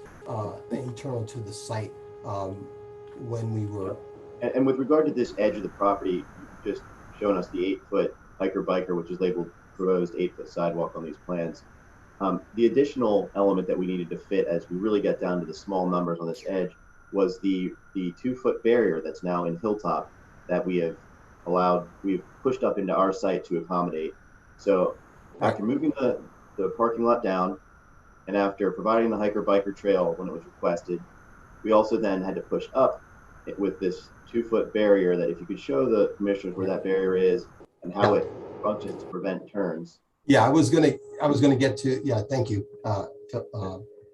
Bill. Yeah, so the barrier is right here as you follow my cursor. It starts to the south or to the right on the plan view of the entrance that we proposed, and it goes along all the way to the intersection to prevent anyone exiting the site of making a left turn. It basically will make the traffic exiting flow in a dedicated lane going to the intersection. And so when this, getting back to, and Phil alluded to this, the kind of the crunching of the site, the entrance was originally to the right near microbial number 3, here where my cursor is on the screen to the right, near that, to the south of that microbial. And then with working with DPW and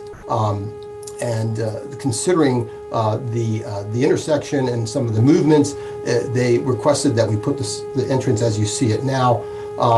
And then with that, they requested us to put a barrier there to limit those movements and so forth. So we accommodated that request, which if something's getting really loud with feedback and the microphone's going up, if maybe your microphone is up too high or something, it's the commissioners find that I want to ask, it seems to be getting worse all of a sudden. Chairman Sale, are you hearing the same thing on here? For any of the commissioners? Yeah. Nelson, maybe check where your microphone is located, or if there's a setting on the microphone that's overly sensitive. You're muted at the moment. Now it's gone away. Yeah, he's muted. Who's muted?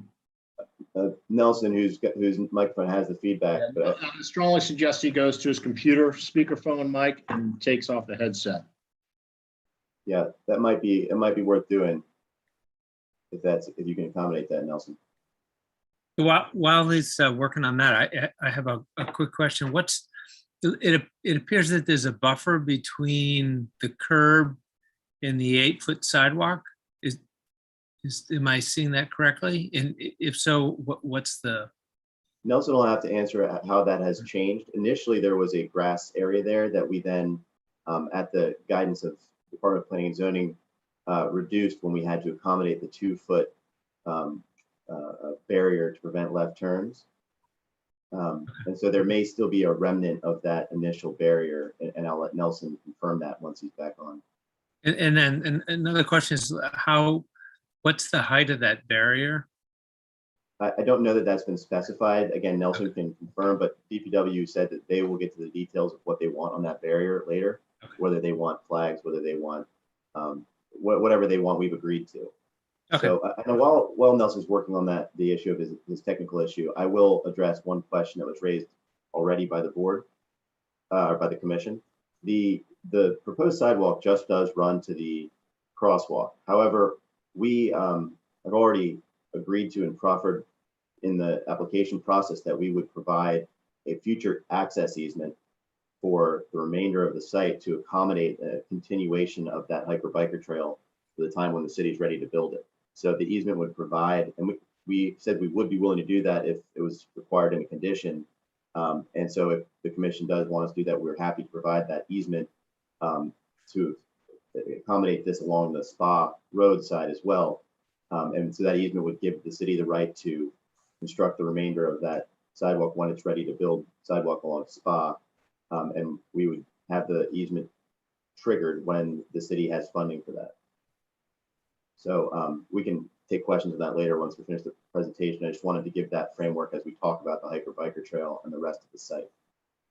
I think what I'm, for the board's for the commission's context, what I'm working through with Nelson is to show how this edge of the site has been squeezed and how we redesigned the parking lot as in a very, very tight manner with every inch available to make sure we stayed out of these root zones at Mr. Smith's guidance.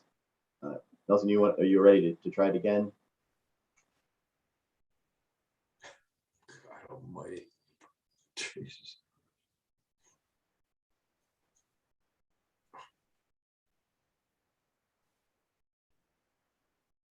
While we're killing time here, any other commissioners want to pop in with questions? Feel free to start asking them. And we can also go back and ask Tom Smith because he's got some clarification on some issues. And Mr. Chairman, I can also move to our traffic engineering presentation and come back to Nelson later. Good idea. Good idea. Okay. Mr. Schmid, would you be able to unmute your microphone, please, and just give your credentials? Yes. My name is Ken Schmid. I'm with the firm Traffic Concepts, and we got involved in this case rather late in the process, but really just to look at the concern of vehicles queuing out onto Hilltop Lane. And that's what we'll address with Mr. Schmid here. I do want it for the board's or the commission's a reminder to the commission that the city now requires the applicant to simply pay for a traffic engineering TIA. And so the city hires the traffic engineer that does that report. And I understand that that traffic engineer is also here today, but that traffic engineer is not hired by us. They're at the direction of the city, and we just pay that bill. So Ken and Traffic Concepts have come on simply to help us address this potential concern of spillover onto Hilltop. Mr. Schmid. So Mr. Dales, let me just make sure that I understand here.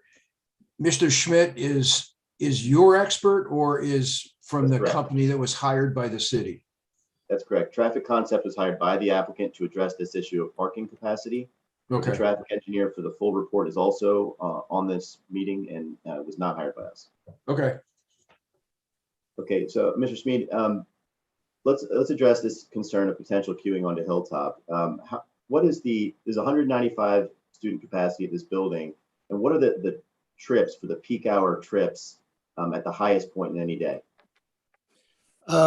Peak highest point is going to be the morning, and it's when the 73 vehicles in that hour, peak hour, are going to try to enter the site. In the afternoon, it's a little less, so the more critical time would be the AM peak. Okay, so 73 peak hour trips in the morning, a little bit less in the evening peak hour. And how many parking spaces are here on the site? Well, I believe there's 21 space. There's 21 spaces reserved for the parents, and the remainder, I think, is 18 are reserved for staff. That's correct. There are 18 reserved for staff to the east of the site, and there are 21 remaining spaces that would be available for always available. Probably more than that will be available, but at minimum 21 available for parking in the morning at that peak hour. So with those 21 spaces, would you expect those 21 spaces to ever fill up during that peak hour? No. And can you explain for the board why you wouldn't expect the 21 spaces with 73 trips across the hour to fill up?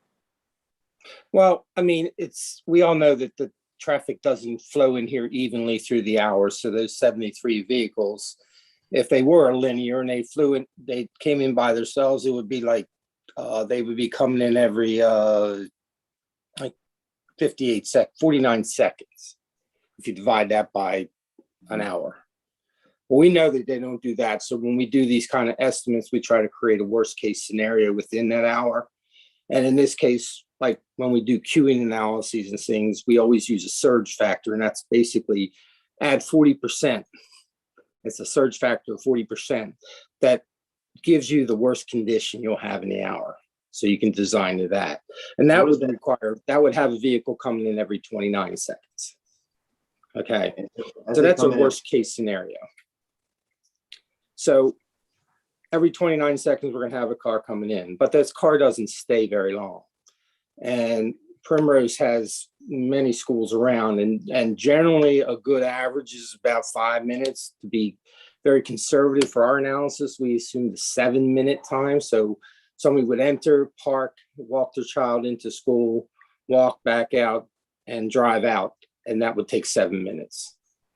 So if you have a car entering every 29 minutes or 29 seconds, the most you could have on the site would be about 14 vehicles. And is that because, after the 7 minutes approximately for the 20 spaces to fill up, or really 20 minutes and 30 seconds for the 21 spaces to fill up, you would, before that occurs, at the 7 minute mark, you'd have a car leaving every 30 seconds as well. Is that right, Mr. Schmid? Exactly right. So we're trying to figure out what's happening in the highest 7 minute turnover time for vehicles. Some vehicles will leave in 3 minutes. This is, again, I think is a worst case scenario, saying that the cars during this surge time are going to stay there for 7 minutes. And so if they did, still, you'd only have 14 of those 21 spaces full at any given time. That's correct. And, okay. I'm not surprised by this, because the parking requirements are set up by the various agencies to determine jurisdictions to make sure that exactly what you're concerned about doesn't happen. They survey child care centers all over the country and come up with rates, and the rates for City of Annapolis is 1 space for 5 students. Anne Arundel County is very similar. They say 2 for 10, which I'm not sure what's the difference, but Prince George's County requires 1 space for 8 students. And then Baltimore County does it by the maximum number of employees, and based on our employee load, we would only be required 20 parking spaces in Baltimore County. So I think from my experience in dealing with daycares, this is going to be a queue-free site. I mean, people are going to be able to pull in. The only thing I've mentioned, Nelson and thing, is that the long-term parking should be on the inbound side. So all the employee parking should be the first set of parking spaces in the little alcove off to the side. And the parent pickup spaces would start at the back of the parking lot and go around that corner. And you'd have those 21 spaces. That way, there's nobody backing out when people are turning in, because that's a long-term spot. So you don't want anybody backing out of that first entrance and then somebody having to stop coming in. So to prevent that, you just make those first spaces long-term, the employees. Mr. Schmid, you testified that the 21 spaces will never be expected to be full. Only 14 of those would. But we also asked Bay Engineering to provide a queuing exhibit to show the additional queuing capacity available in those lanes. I wouldn't share my screen. I don't think I can do that right now. Unless, Nelson, can you stop sharing your screen so that I could bring up the queuing exhibit?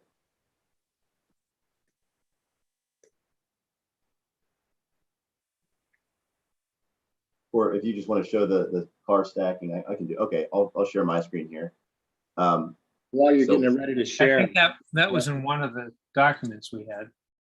It was provided to in print to Planning and Zoning to circulate to you guys. Mr. Smith, did you get those the printed versions of this? Yeah, I saw those. Yes, I've seen it. And no, I'm sorry, I said Mr. Smith. So Tom Smith did. Oh, sorry. I'm sorry, Ken. It's hard to get a difference between Smith and Schmid. So I guess the question is, does the commission have what I'm showing on my screen now, this queuing exhibit? Yeah. All line exhibit, as we will. Okay.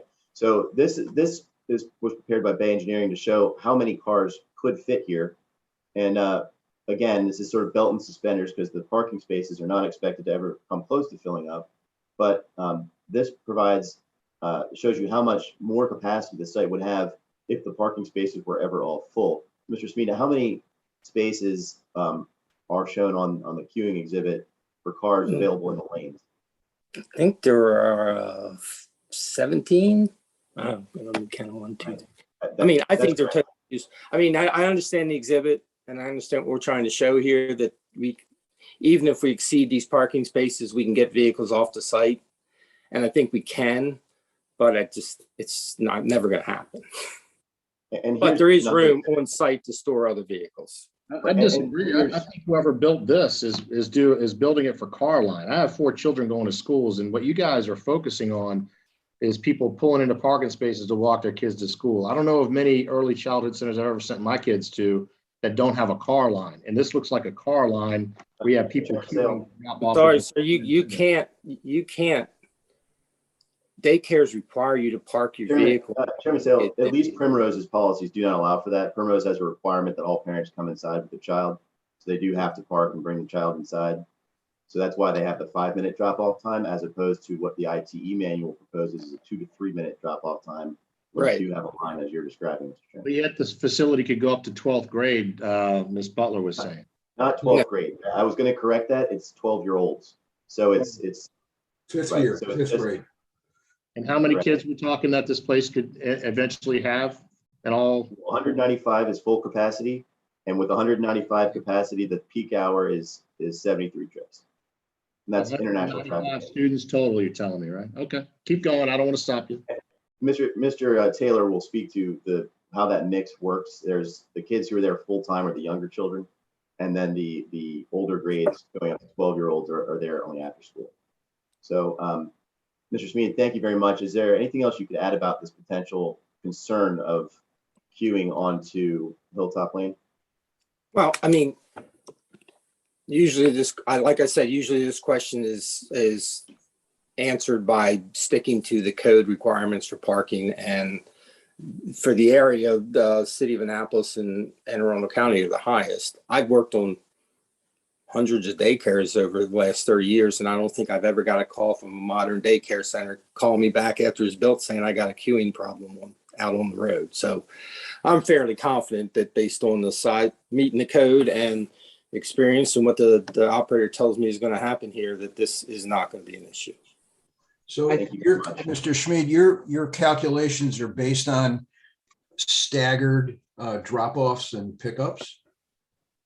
Yeah, well, what we basically said is if everybody was evenly spaced, I would have a car coming in about every minute, a little like 49 seconds. But I know that's not going to happen. I'm going to have surges. I'm going to have 5 cars come in within 15 seconds or whatever. So when we do that in engineering, we call it a surge factor. Let's figure out what's the highest surge you're going to get that represents the highest amount of traffic you're going to have on the site. And generally, that's about a 40% increase over the average. And we use that 40% for queuing, for intersection queuings and all such things. So using that would say that somebody's going to come in every 29 seconds or every 30 seconds. So there's a 7-minute span where they come in and come off.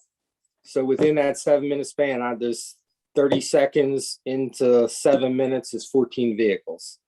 So Yeah, I just be 14 vehicles on site before the first one that came in starts to leave and the traffic coming in starts to slow down.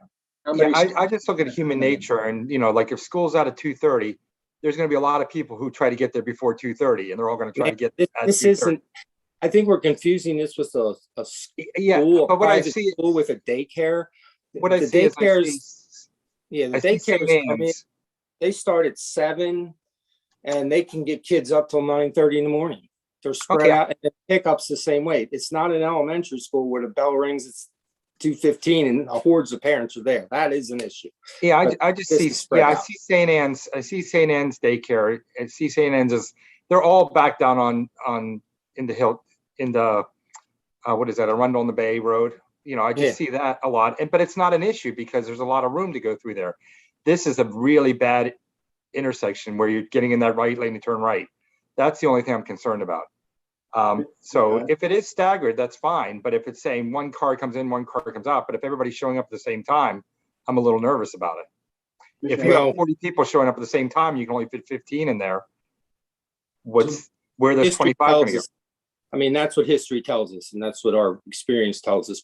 I don't think Primrose would be putting all this money in the site and be left with a problem what they have with their. Now, the other question I have is, That's not Why- an explanation. yeah, and the other problem I have is why don't you just have the employees park across the street? Isn't there plenty of parking across the street? That's not part of our site, Commissioner. Oh, So it's the same owner, isn't it? I didn't know. it is, but it's not what's being sold to Primrose. So and I would think, I mean, we're following all the guidelines and requirements, and we exceed what we need to do to prevent this from happening. If something happens, then that's something they could consider as fixing it. But I see no reason to consider that now. I might suggest two things. So I don't know how you'd fix it after you've built it, but let me ask you some questions. Well, you'd put the I didn't get parking. an answer to the question I asked earlier. And Sure. that is whether your calculations are based upon staggered drop-offs and pickups. Absolutely. Yes or no? Absolutely, because that's what the IT trip generation manual tells us. Okay. Staggered. Over how many hours do drop-offs and pickups occur? Well, I'd probably want to ask Primrose that. Sometimes they open at 6:30, sometimes they open at 7, but wherever they open up from there till probably 9 o'clock so it might be a 2.5 hour time frame. All right, so it's 2 hours, let's say, okay? Okay. Okay. Mr. Taylor, And you've got there's space for 195 children, right? Mm-hmm. Okay. And I don't know, there may be some information somewhere about how often there are multiple children in one car. But let's assume that they ultimately get up to say, 180, 175 students. Okay. And most of them come singly in a car. So over the course of 2 hours, you're going to get something like, I don't know, off the top of my head, 150 cars. Is that right? Over 2 hours? Yeah. I don't have that information in front of me. I didn't do the traffic study. We just took these peak hour numbers out of traffic. Oh, you know the number of students. Mr. Waldman, right? You're going to address this in the later part of our potentially 195, and they've said that they wouldn't go beyond 150, but who knows if Primrose is going to be running this school in 10 years. So somebody else may be jamming 195 students in there, but let's just say 175. Mr. Waldman, I'd ask you let us finish our presentation, please. We're going to address some of this information. So you are? Yes. We have the applicant who's going to speak to the pickup and drop off expectations, how long students arrive, what period of time they arrive over, and what policies they have about pickup and drop off. So it's in fact 3 to 4 hours that they expect these people to arrive based on all of their other locations. And the peak hour trips at 73 for the highest number of trips in that hour is an ITE generated number that is correlated with this number of students. So I think if we get to the applicant talking about how kids arrive, I think then some of these questions might have some answers already, or allow you to ask other questions that might get to the okay. All right, let's let them finish it. I'll go for that. Let's let them finish it and we'll save our questions. I know it's kind of painful for us to save our questions. It is for me, but all right, let's go ahead. Mr. Dales.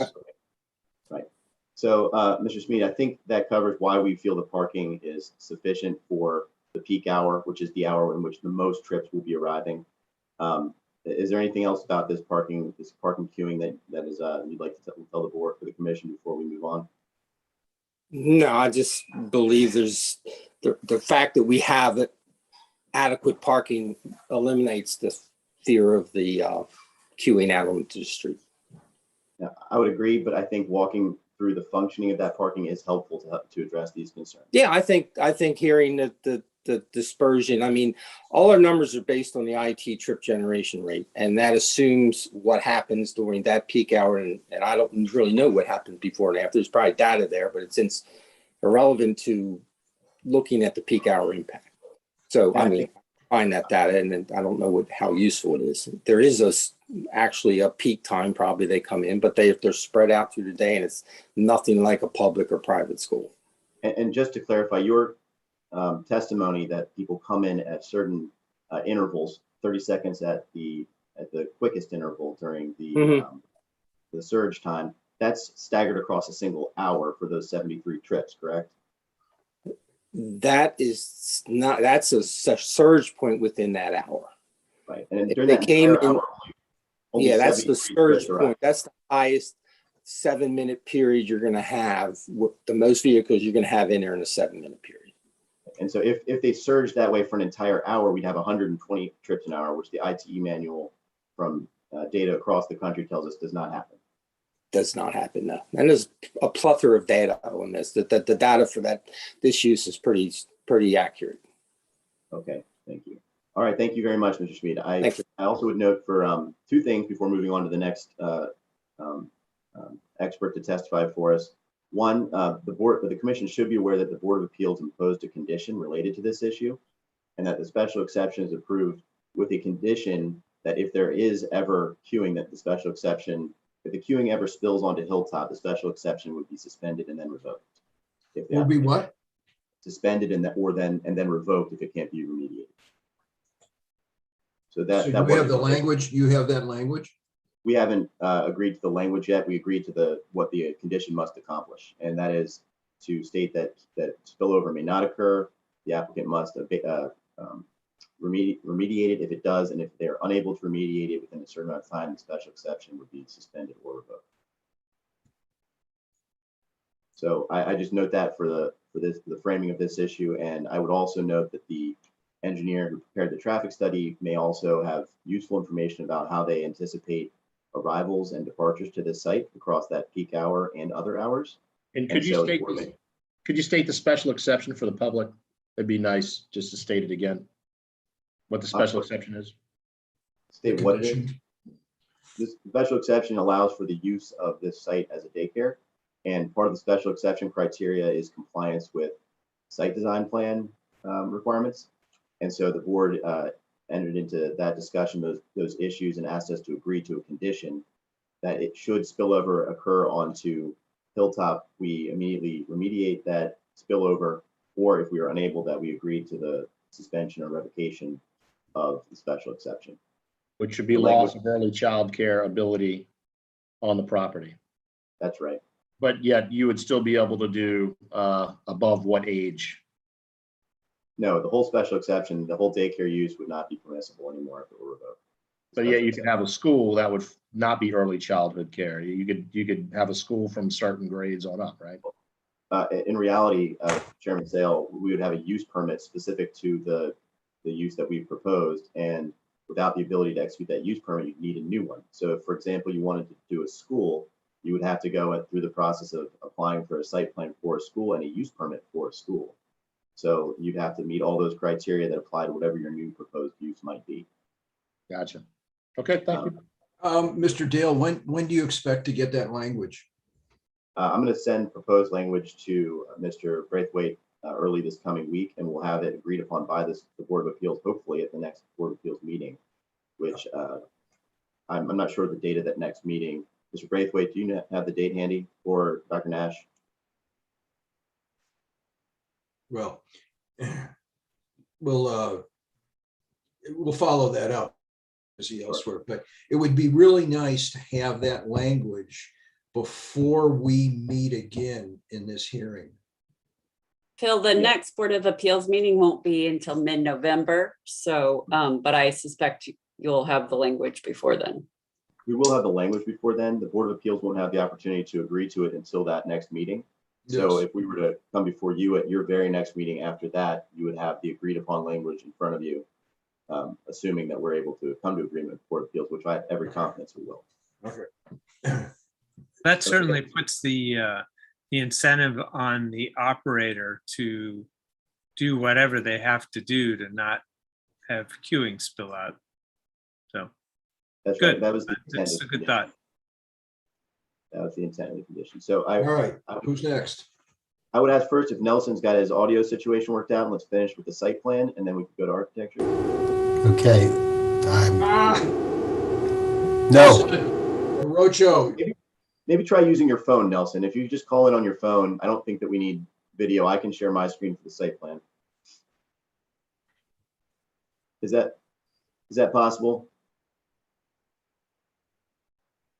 I'll move to architecture. Well, Nelson, if you can just try connecting to with your phone, and Mr. Durant, we haven't met, but if you're able to provide a message to Nelson to help him connect by phone, I think I would appreciate that very much. So Aaron Becker is the architect for the project. Mr. Becker, could you please just give your credentials and involvement with the project? Yes, I am Aaron Becker. I'm a project manager with Casco Architecture and Engineering, working with Primrose Schools on this project. I can share my screen here as well. Get it pulled up here. You've got mail. All right, can everybody see my PDF? I can. Okay. So what we have is a 12,500 square foot single story building. As mentioned, there's 12 classrooms for 195 kids, along with secondary spaces such as offices, conference rooms, kitchen, and storage space that you would expect to see in a daycare. We have one dedicated main entry off to the east, and I can refer back to the site plan. So all of the parents and visitors of the school and employees will be forced to come through this main entry point. All of the other exits that you see around the building are all for ingress and egress out of the playgrounds, egress in case of an emergency. And we are required to have the exterior classroom doors by code because we are a daycare use. Any classrooms 30 months and under must have an immediate exit to the exterior. Articulation is provided on all four sides of the building through various appendages, bump outs. The roof lines are broken up via gable structures. The mechanical equipment that you see here on site will be screened by a 4-foot tall solid vinyl coated fence on the north elevation. Let me go to the exterior elevations here. I'll start with the black and white, just so you can see all four of them together. What we have is a stone base with hardy lap siding above, architectural shingles, vinyl windows and shutters. I think the building itself will blend well with the adjacent residential developments to the north. All the exterior lighting on site and on the building will be full cutoff fixtures, dark sky compliant, fully shielded. I can move over to the east elevation. It'll pull up so you can see we've got a main focal point entry feature with Primrose's signature wall sign and their signature cupola and rooster, as you'll see in their branding. And then moving on to the 3 side elevations, you'll see we've used the same architecture, the same exterior materials on all 4 sides of the building to give it 4-sided architecture. Going to the site plan, a little bit about the playground requirements. For Maryland licensing, we are required to have a certain size playground due to the amount of kids that we have. Primrose breaks it up into several different components and age structures. So the infant playground is directly adjacent to the infant classrooms over here. The early preschool playground is located to the south near the early preschool rooms, working your way up to the preschool playground and ending off at the after school playground to the north side. The entire playground will be surrounded by a 6-foot tall ornamental decorative steel fence. And the dividing fences between the playgrounds will be separated by a 4-foot tall vinyl coated chain link fence. Thank you. And could you go back to the elevations, please? Yes. And maybe just the color elevation that you Yep. had. All right, thank you. And you can walk through the elevations as you need to answer this next question, but this was not how the building looked exactly when we brought it to the Office of Planning and Zoning initially. Is that right? That is correct. And We added, or go ahead. No, go ahead. I was going to ask what the changes were and why you made them. We added some additional articulation, a majority of it to the west and to the south. They had previously indicated that they would like a little bit more articulation and components to help break up the roof line and the long facades along the south that faces Hilltop and the west that faces Spa Road. So going back to those elevations, I'll start with the south. Like I said, we added some additional bump outs and articulation to the facade, added some gable features to help break up the asphalt shingle roof lines to both the south and the west. Thank you. And so your understanding was that the materials and overall theme of the proposed architecture was supported, but that the staff wanted to see greater variation and articulation across the longer sides of the building. Is that right? That is correct. And so this new articulation and fenestration was intended to provide a more interesting architectural experience along Hilltop. That is correct. Okay, thank you very much, Mr. Becker. If the commission has questions on architecture, I'd pause now for this to be asked. Mr. Becker, do you do work for Primrose elsewhere? We do. Are most of their schools built on this basic design?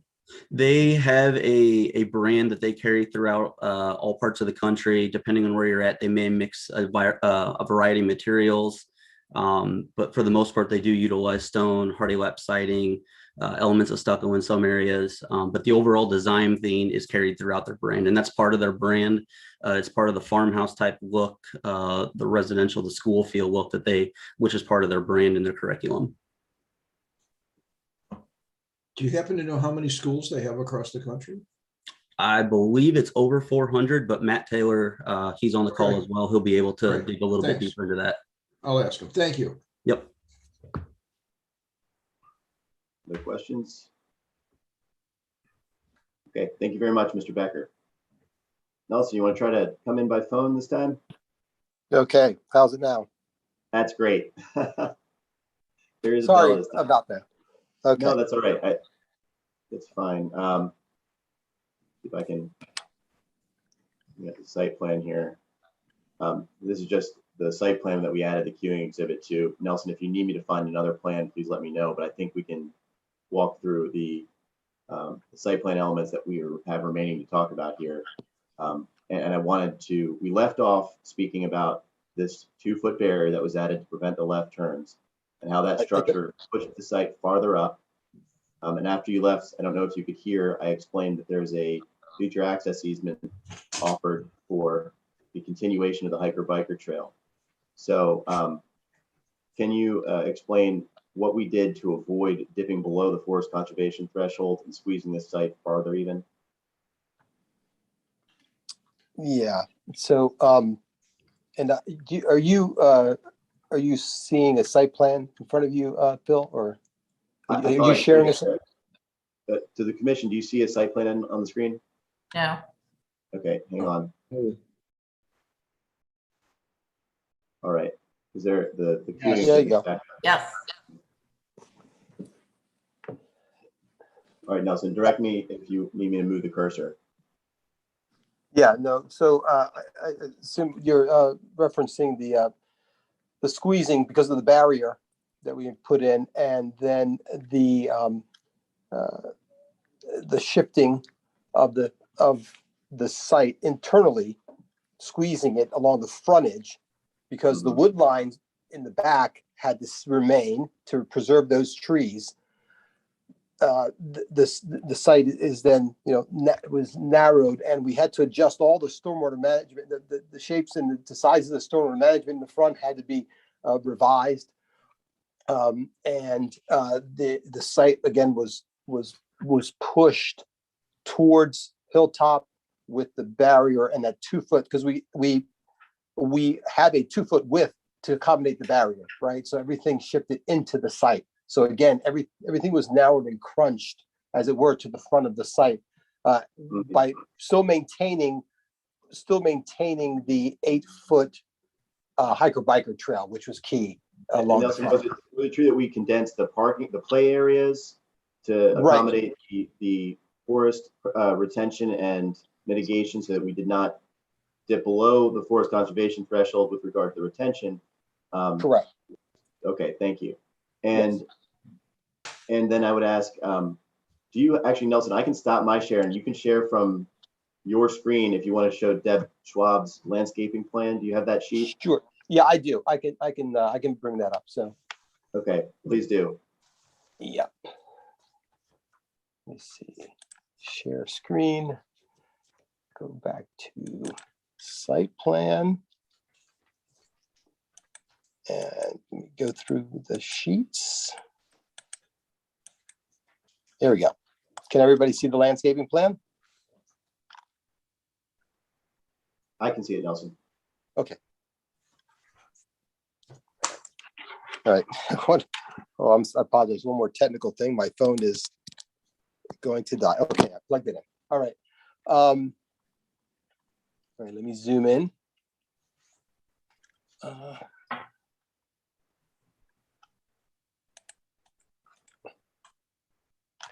All right, and here's the proposed landscaping plan that we have for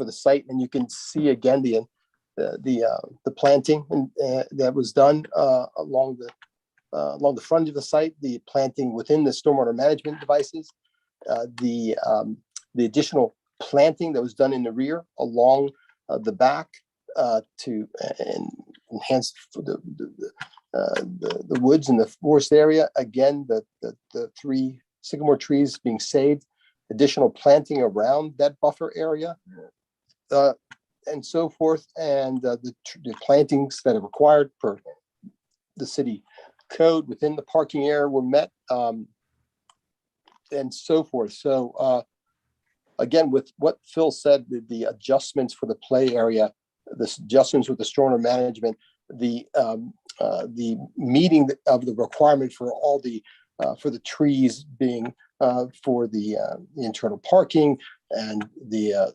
surrounding areas. This site was quite interesting. And Nelson, correct me if this is wrong, but I would summarize the progress of this site as having drastically shifted every element of the site plan, then reconfigured the parking lot twice, condensed the site to accommodate hiker biker, farther crunched the site to accommodate the 2-foot barrier, and to the point that now we are not able to reduce the available non-programmed areas at all, because we are there at the level just above the forest conservation threshold. And then with that, we've included landscaping that will enhance this site.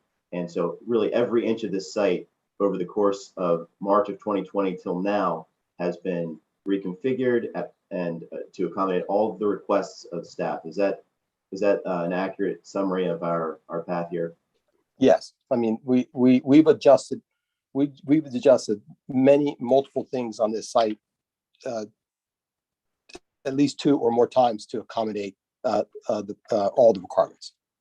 All right, thank you very much, Mr. Rocha. And I would suggest to the commissioners that if they have questions about that evolution of the site design, that I have all confidence Mr. Smith would echo what I just said about all the accommodations that have been made here. So with that, I'm going to ask Mr. Matt Taylor to please come forward.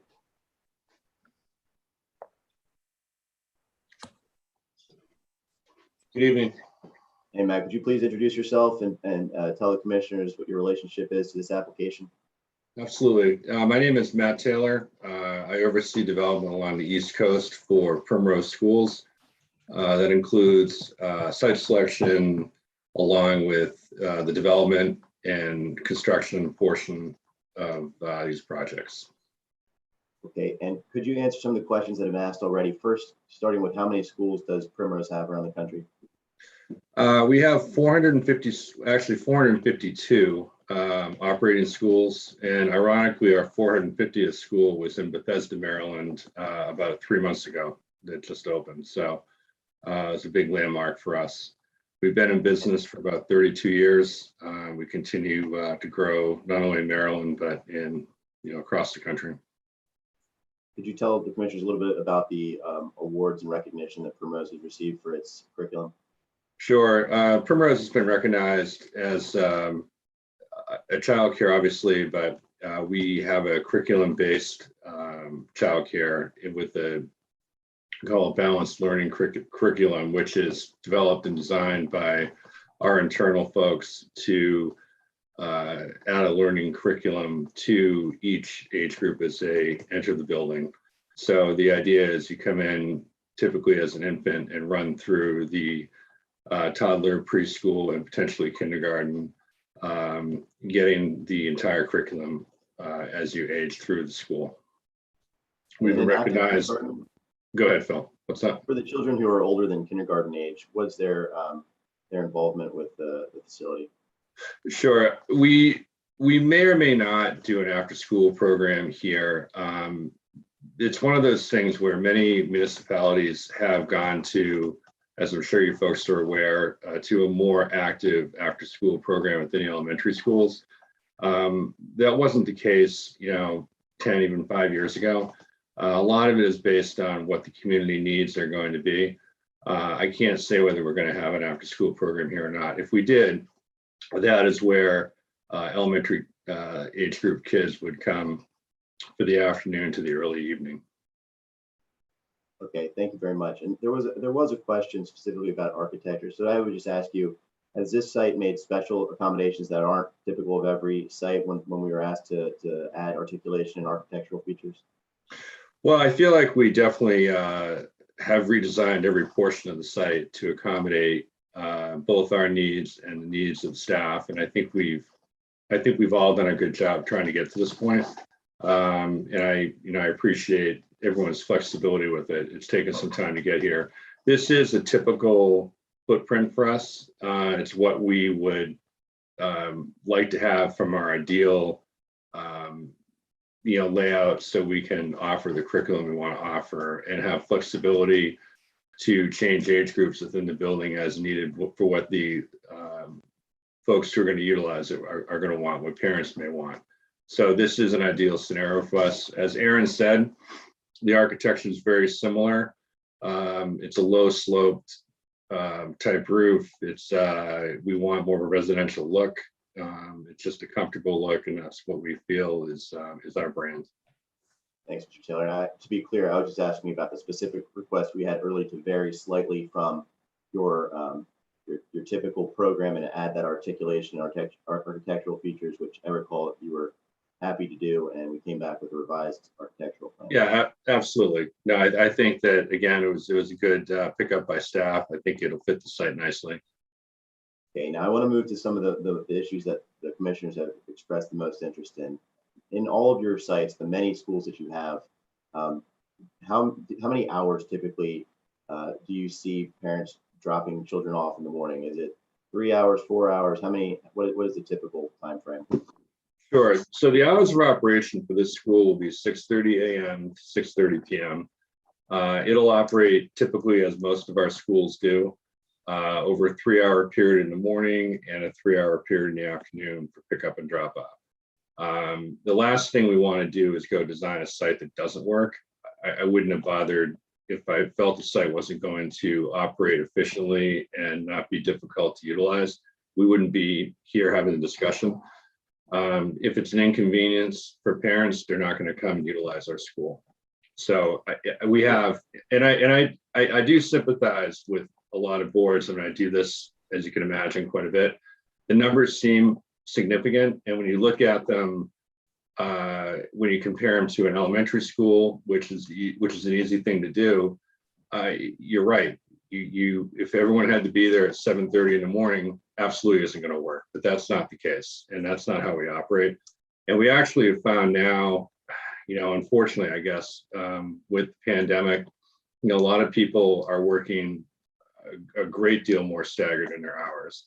So we're finding that as our schools are ramping back up from the last year and a half, we have a lot more parents actually dropping their kids off, later than 9. So the traffic has become less of an issue. Thank you, Mr. Taylor. And if it's 3 hours, just to provide some context for that, we're told by the international traffic engineers that the peak hour would be 73. If we had 2 hours like that, that would take it to 146 of the 195 children. And that third hour maybe is a lesser volume, and that's 49. So 73 across a peak hour, maybe 2 peak hours in a very conservative worst case scenario, and then a third hour of only 49. 3 hours is you in those 3 hours. Was that summarize typically how parents drop children off? Is it pretty spread out across the 3 hours? It is, and I think that our traffic expert put it well that even with their surge factor, there won't be an issue. Honestly, I can't point to a school that we've developed. I mean, I've been with the company about 5 years, but I've been doing childcare for many more beyond that with other competitors. This is an ideal layout, and it should work well. That's why I'm not concerned at all about the condition being posed by the Zoning Board of Appeals, because it's just not going to become a situation I have to worry about. Now, just because there was another question on this regarding your policies, Primrose does not allow parents to not get out of the cars with their children. They have to stop and park and go inside. Is that correct? That is correct. And that's really a lot of childcare providers are going to that for the unfortunate circumstance of, obviously custody of children and making sure that a child gets from point A to point B. Safety is paramount for us. We're not trying to design an operation that relies on a through line of queued cars where people are dropping off their children in that queue. Everyone must park. Is that correct? That is correct. And as I think it might have been Mr. Waldman brought up, I mean, I had my kids at a day school that did just that, but that's not how we operate. And I think Chairman Sale mentioned that there were other daycares he had experienced that went through that same or used that same type of operation for pickup and drop off, but Primrose cannot do that. And the exhibit showing the queuing was not for the intent of showing how pickup and drop off will occur, rather just the surplus capacity for car storage if there ever were an extremely unlikely surge of people to the site at one given time. Correct. Okay. All right, Mr. Taylor, I think we'll just stop there to answer questions. I think the board is probably eager to ask questions about operations and the parking capacity specifically. To the commissioners, if there are questions regarding the transportation traffic issues outside of the analysis on parking capacity that Mr. Schmid did for us, I would ask to be able to call Mr. Driven, who is here from the traffic engineers who prepared the TIA for this study for the city that the applicant simply paid for. So with that, I'll stop our presentation and open up for questions to address any of the concerns you have. Mr. Taylor? Yes, sir. I have essentially two questions. Sure. What do you charge? What does a Primrose school like this charge? Honestly, that's a fairly loaded question because it's really based on local demographics. And yeah, I can't even venture to tell you what the tuition will be here for this school. I haven't studied the pro forma. It's really not in my wheelhouse, to be honest with you. We do base our average revenue on what we call it our toddlers to preschoolers or a 3-year-old child. I don't even know what it would be here. What I do know is that the income demographics here far exceed what we would look for as a minimum. Because I did look at that recently, as another question came up on it. It's really highly dependent on the needs of the community. And Mr. Taylor, if I could ask Nelson to stop his screen share so that I can share the census tract. Oh, sure. That we found. Perhaps a better way to think about it is, who are your competitors? And that might put it the cost issue sure. in perspective. Yeah, our competitors would be who you would probably think they were if you've had your children in national child care. Kinder Care Learning Centers would be a potential competitor. Goddard Schools, those would be the two that come to mind. Any larger national brand would be our competitor, and we need to be competitive with them. But really, education is one of those things, and Mr. Dales and I have talked about this before. It's really where some people just decide to spend a disposable income on that, and some people don't. And we end up, pricing competitively to the market, and we are successful that way. So I'm not trying to skip your question, Mr. Wallman. I can't give you a specific number because I don't have one. Mr. Taylor, I'm getting an impression, and I hope that it's an accurate impression. My second question is, if you could go back to the site design or the queuing, whatever you had up there. Nelson, could you bring that back up, please? Back to the issue of queuing and all of that stuff again. Sure. Let me bring up the queuing site. Okay. All right. So, Mr. Taylor, you heard Mr. Schmid, right? Yes. Did you understand what he was saying when he was talking about how the long-term parking should go in the along the drive lanes that people would follow, parents would follow? Did you understand what he was talking about? Coleman, to be clear, he said this area here at the eastern edge. Yeah, I do. I mean, you would want that to be cars that aren't trying to get out, where you've got potential of a car coming in and stacking there. I don't see this stacking scenario ever happening, to be honest with you. I don't. And as I said to you before, these are a significant investment. They're a multi-million-dollar investment for us to build, and we're not going to build something that's going to fail. And I know it sounds sort of contrary to say that, but this parking lot design is very typical of what you might find if you went and looked at some of our other more recent schools. All right. Okay. So let me just get it straight. So you got this kind of U-shaped thing in the middle there, right? Cars would come in and they would go around that island that's kind of U-shaped, right? Okay. Yep. And that's where you want your staff to park, all in that area. No, Close Mr. to the Walden, that's building. not correct. That is not what was No. said. We were Huh? told this, we were advised by our traffic experts, and what he testified to was that staff would park at the eastern edge of the site, away Correct. from that area. Wait a minute, I didn't understand. Excuse me. The traffic experts had testified that the Can you point to it, Phil? park at the eastern edge over here. Oh, I thought that he wanted people to park long-term so that they wouldn't be backing in and pulling out, or backing out and pulling in. Well, we had designated these areas. We are flexible to what the commission would prefer. We thought this is where the long-term parking should be, and that parents should be able to pull in and park closer to the front doors here, Right. here, and here. But that's where all of the backing out and pulling in. Okay, I'm going to leave it like that, and we'll think about it for 2 weeks. Bob, I agree with what you're saying, because I drop off a 2-year-old at a daycare right now. And yeah, right where people are going to be driving in, and trying to park, they're going to be backing out to get out of their parking spots to leave. And that causes a big backup. It's just, it's the same effect as Starbucks off of Forest Drive across from the Giant. And it backs out into the street. So maybe there's a way to flip that. Ms. Butler and Mr. Waldman, we all are those, Phil, all those parking spaces as you come in, even the ones indented around the island, and the ones to the right, that's all those are would be the employee parking. That's the 18 spaces. And then the others 21 spaces are in the front, the backup where you make the turn, and then along that front edge. So you won't, those are long-term spots, you won't get somebody backing out until you get all the way through the site. I only count 15 spaces on the right. Where's 16, 17, and 18?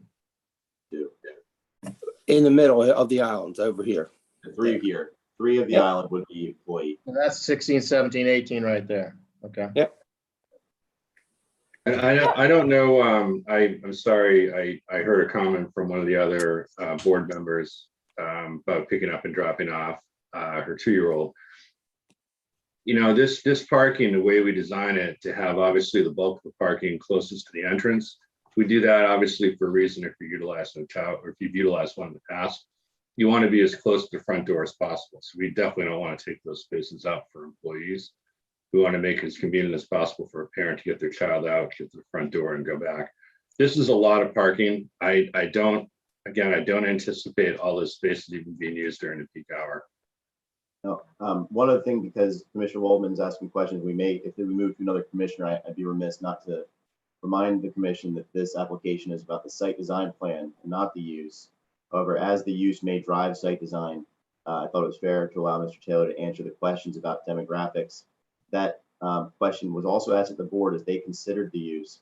And what we found after the question was asked was that the census tract income levels are far above, even for the census tract in which we are located, above the minimal amount that Primrose would need to locate a school successfully in an area. Oh, I have no doubt it's going to be a rather, what's the word? Utilized. Well-funded population that's going to use this school. Well, even the lowest income level census tract, Commissioner Waldman, is at the level that would be able to afford Primrose's offer. Well, I would hope so, but I don't, Everybody By has the way, are these also, Mr. Taylor, are these franchises? They are. Yeah, They they're are. franchised. Okay. I have a question for Mr. Taylor. And the franchisee operates? Yes. So just to clarify for the board, Primrose Schools in my group and our executive group, we oversee the development of these schools with the franchisee in mind. They're vetted, they're brought on board, and then we'd identify an area for them. This franchisee has been looking in the Indianapolis area. We've been looking for several years for the right site.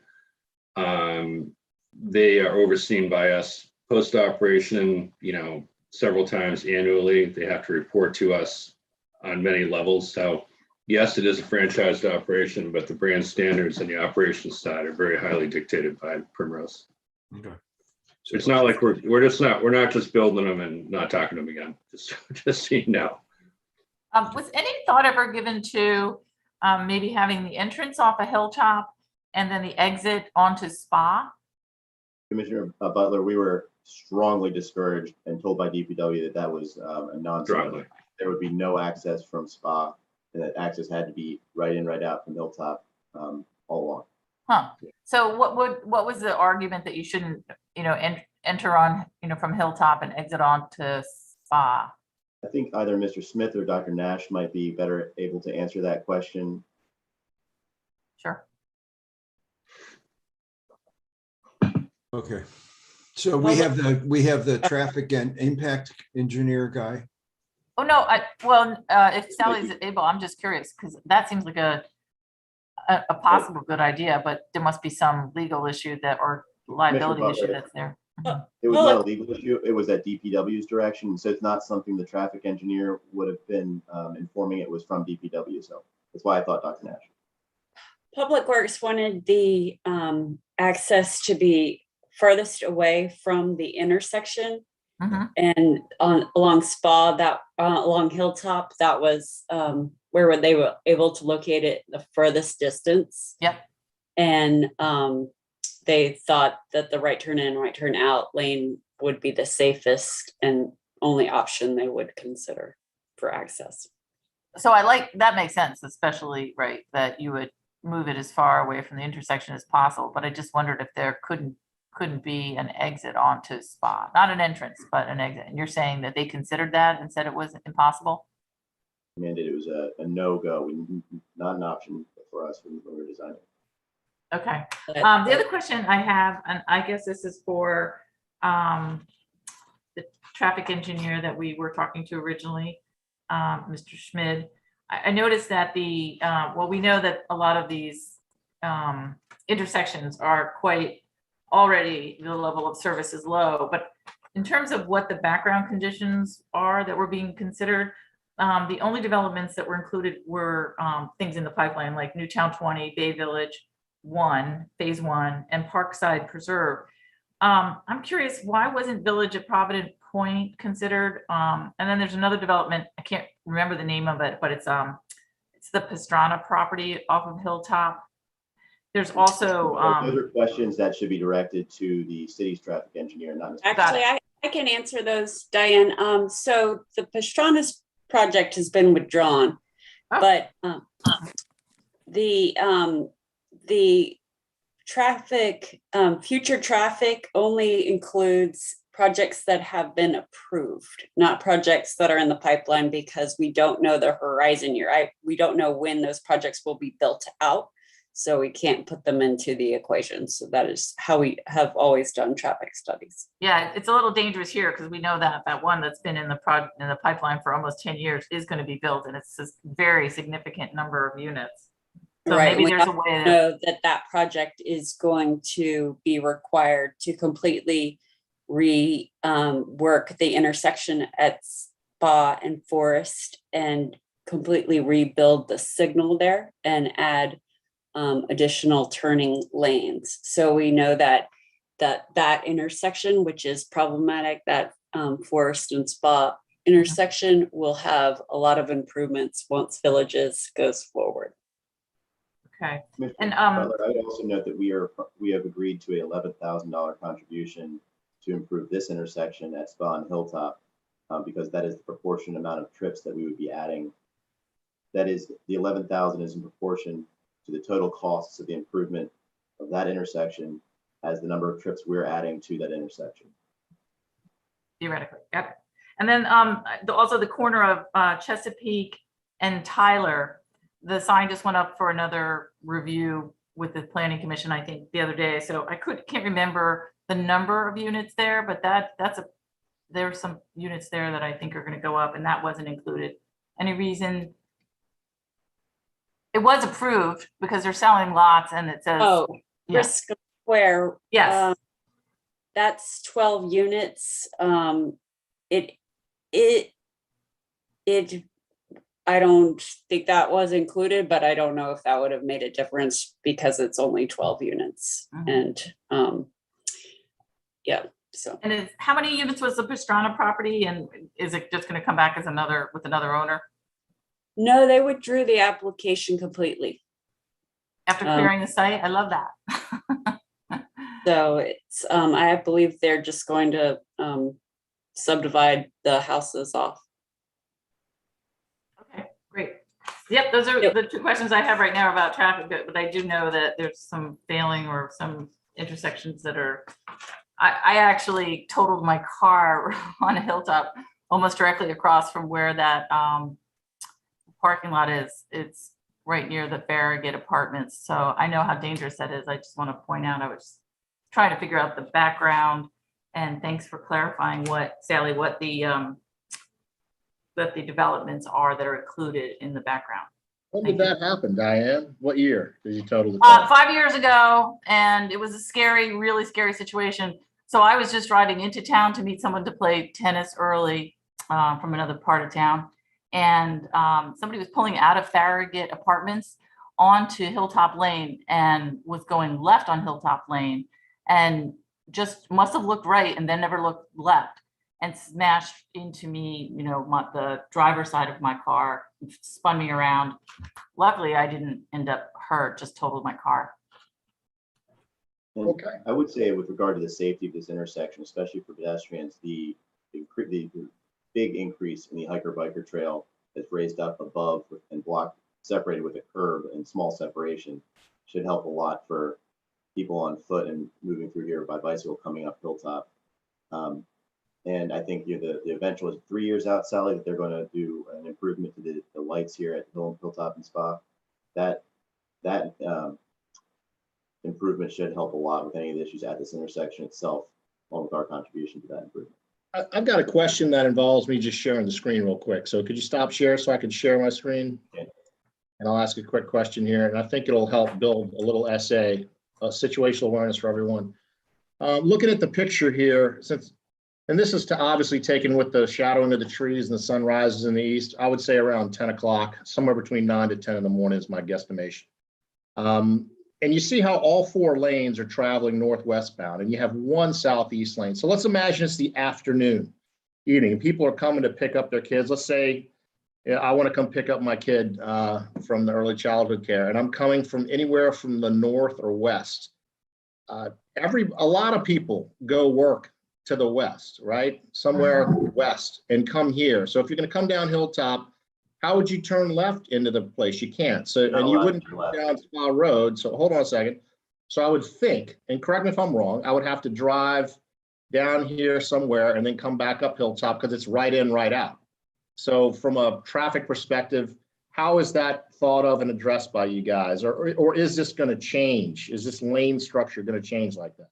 Chairman Sale, I think that this is a question that Nick Driven could answer in terms of how they considered people, how they expected people to make the right into the site and what the effect would be on surrounding road network. Because you can't take a U-turn right here until you could barely, but you can't really. So somebody would have to do it here. Okay, I'll go ahead. Please answer and I'll zoom out. Good evening. For the record, Nick Driven with Lenhart Traffic. Here on behalf of the city. We were contracted to conduct the traffic impact analysis for the site. And the answer to this specific question is you cannot make a left in, as you pointed out, from Hilltop Lane. We considered that some of the traffic, may take the route that you were showing, which is a longer route, but more likely some of that traffic will end up on these local roads, in the vicinity of the site as U-turns. But it's a fairly low volume of traffic. And the number of locations that can occur is, there are several streets, Chatham Lane, Boxwood, the synagogue across the street. There are a number of ways where you can get around to make an approach to the site to allow you to use the right in, right out. And that was factored into the study. And the site was found to have a negligible impact based on the number of trips for those roads. Mr. Driven, just could you clarify, you said relatively low volume of trips. Could you give some perspective to the commissioners about what percentage it is to the amount of traffic on the road now? Sure. So when we look at the number of trips, just to kind of give some background, because I think this may be helpful to some of the questions that were raised earlier, when we look at the number of trips, there is an established methodology that is standard to all traffic impact studies conducted in the state of Maryland, city of Annapolis, and really it's a federal manual called the ITE, which is the Institute for Transportation Engineers Trip Generation Manual. The Trip Generation Manual is based on studies that have been conducted throughout the country for pretty much any land use you could think of, whether it's industrial, residential, or in this case, a daycare center. And the Trip Generation Manual provides a specific number of trips to and from a site during what's called the AM peak period. So basically the morning rush hour and the PM peak hour, which is the evening rush hour. So the highest volume of traffic during the day. And in this case, when I'm talking about what I would consider a negligible volume of traffic into the site in the morning peak hour, we have 73 vehicles based on the ITE Trip Generation Manual. Now those vehicles, come from a number of different directions, which is detailed in our study on Exhibit 9, page 24, for anybody that cares to get into the details. They're not all coming from the same location. So some of that traffic actually is arriving at the site along westbound Hilltop Lane, which is an easier, obviously is an easy right in, right out. And the study showed that about 70% of the traffic arrives from that direction. So you're talking about the other 30% or so. Are you saying they're the same? I'm saying it's the same for the same for the AM and the PM in terms of the direction that people are approaching the site. And I would say this is a peninsula. I would say that's not correct. I would say there's no way it would be the same in the morning. Most people work northwest, I would think, that would be using this. Mm-hmm. Fair. For the sake of the study, it's there's a simplifying assumption made that the percentage of vehicles that arrive is consistent between the AM and PM peak hour. And our study again was conducted on behalf of the city and was reviewed by the city and approved. So as far as those percentages, we could certainly quibble with what the numbers are. But the study assumed that about 70% of the traffic was coming from the east, so westbound along Hilltop Lane. And so when you look at the volume of traffic that would be required to that would be coming from the other direction that would be required to get back to the site, via U-turn or other means, it comes out to about 20 vehicles during the peak hour. So there again, there is some traffic. The study considered that traffic, it evaluated it, and that's all part of the conclusions and the findings of the study that we conducted. Wait a minute. But there's no way to come here and take a left and go in there. You can't cross the 4 lanes. It is, and if you look down it is clearly double yellow line, can't go in from this direction. So the only way to enter is to go down here somewhere, make a U-turn, or be coming from that direction to go right in, right out. Just want to point that out to everybody. And in the afternoon, I'm going to say most people are not coming back to pick up their kids from work from down here. I would say the majority of people have to work somewhere up here or up here. And they're not going to come around here to go get their kid. They're going to come from the northwest. I think the traffic analysis is somewhat flawed in that little portion of assumption. Anyone else want to comment from the commission? No, I guess if I could just add one other thing, I think I'm asking the commissioners first, and you can comment in a second. I just want to keep it flowing. Commissioners? Yeah, Ben, I agree that at least all of my neighbors and people I work with go out of Annapolis on Forest Drive to Baltimore or Columbia or Washington, D.C. So I tend to agree that on the return trip home at the end, when they're coming to home to pick up their kids, they're going to be coming from Forest Drive and coming down Hilltop. And you're right, they can't make a left. They're going to have to find some circuitous route to swing around, get on Hilltop, going northwest again to pick up their kids, which I don't know what that does to traffic. I have no idea. Well, that's what I was going to comment on, is that so regardless of what the numbers are, the total trip generation for the site in the PM peak hour is 62 vehicles. If you want to argue about percentages, that's it. That's all that would be going to the school for the whole time. Inbound to the site during the highest hour of the day is 62 vehicles. 1 hour. Yep. Okay, 1 hour, not Single hour. Yep. Okay. Right. That's the highest hour of traffic to the school based on the ITE Trip Generation Manual. So So 60 trips an hour. Is that what you're saying? Over 3 hours? Or over 2 hours, and then it's lower for the third? I'm saying that the highest single hour is 62 trips inbound to the site. Okay. I can't speak to the other hours, but I can tell you that we are required in the city of Annapolis, in the county of Anne Arundel, and in the state of Maryland to look at the highest hour of traffic, and that's what the IT trip generation numbers are. And the highest volume of traffic into the site is 62 vehicles. Okay, well, we heard 73, but that's pretty close. So look, 73 so is the AM think peak that hour, 62 is the PM peak hour, sir.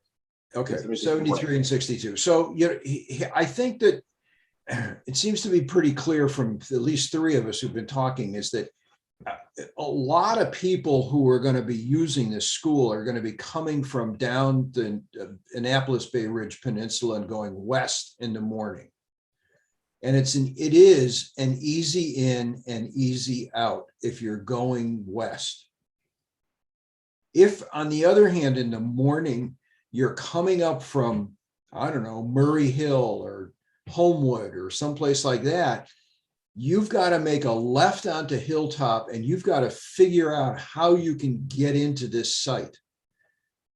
And I have not yet heard what the answer to that is, other than, oh, people will find their way. And I work. In the afternoon, I've been trying to answer. Mr. Driven, let me finish, please. Mr. Driven, let me finish. We listened to you, and now it's my turn. In the afternoon, as Ms. Butler points out, a lot of people will be coming from work in the west, and they'll be coming in Hilltop Lane, or they'll be coming in. I don't know how they're going to come in. I don't know what they're going to do. They may take Gemini Drive, try to make a left.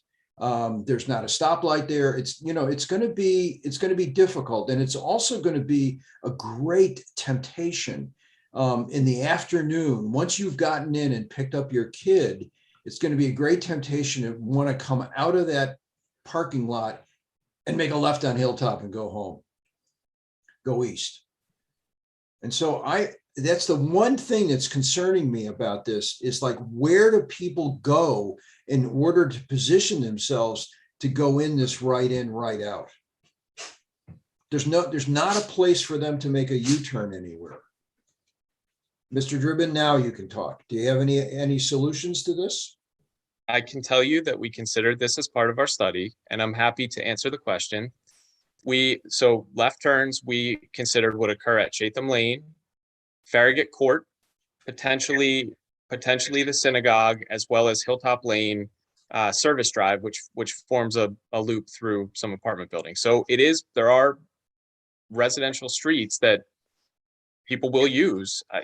Frankly, it's the only way to get to the site. People will use them. We considered that in our study.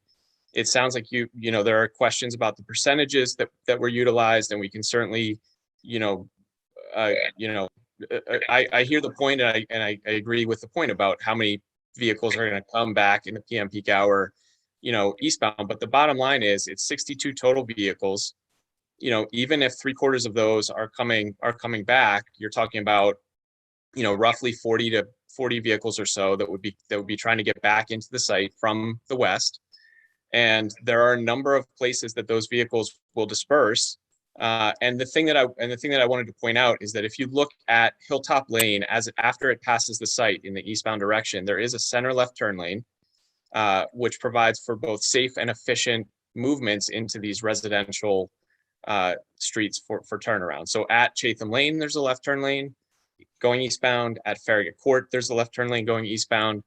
And at Boxwood Road, there's a left turn lane going eastbound. So the best I can tell you is that this was considered in our study. The study found that these intersections would continue to operate adequately.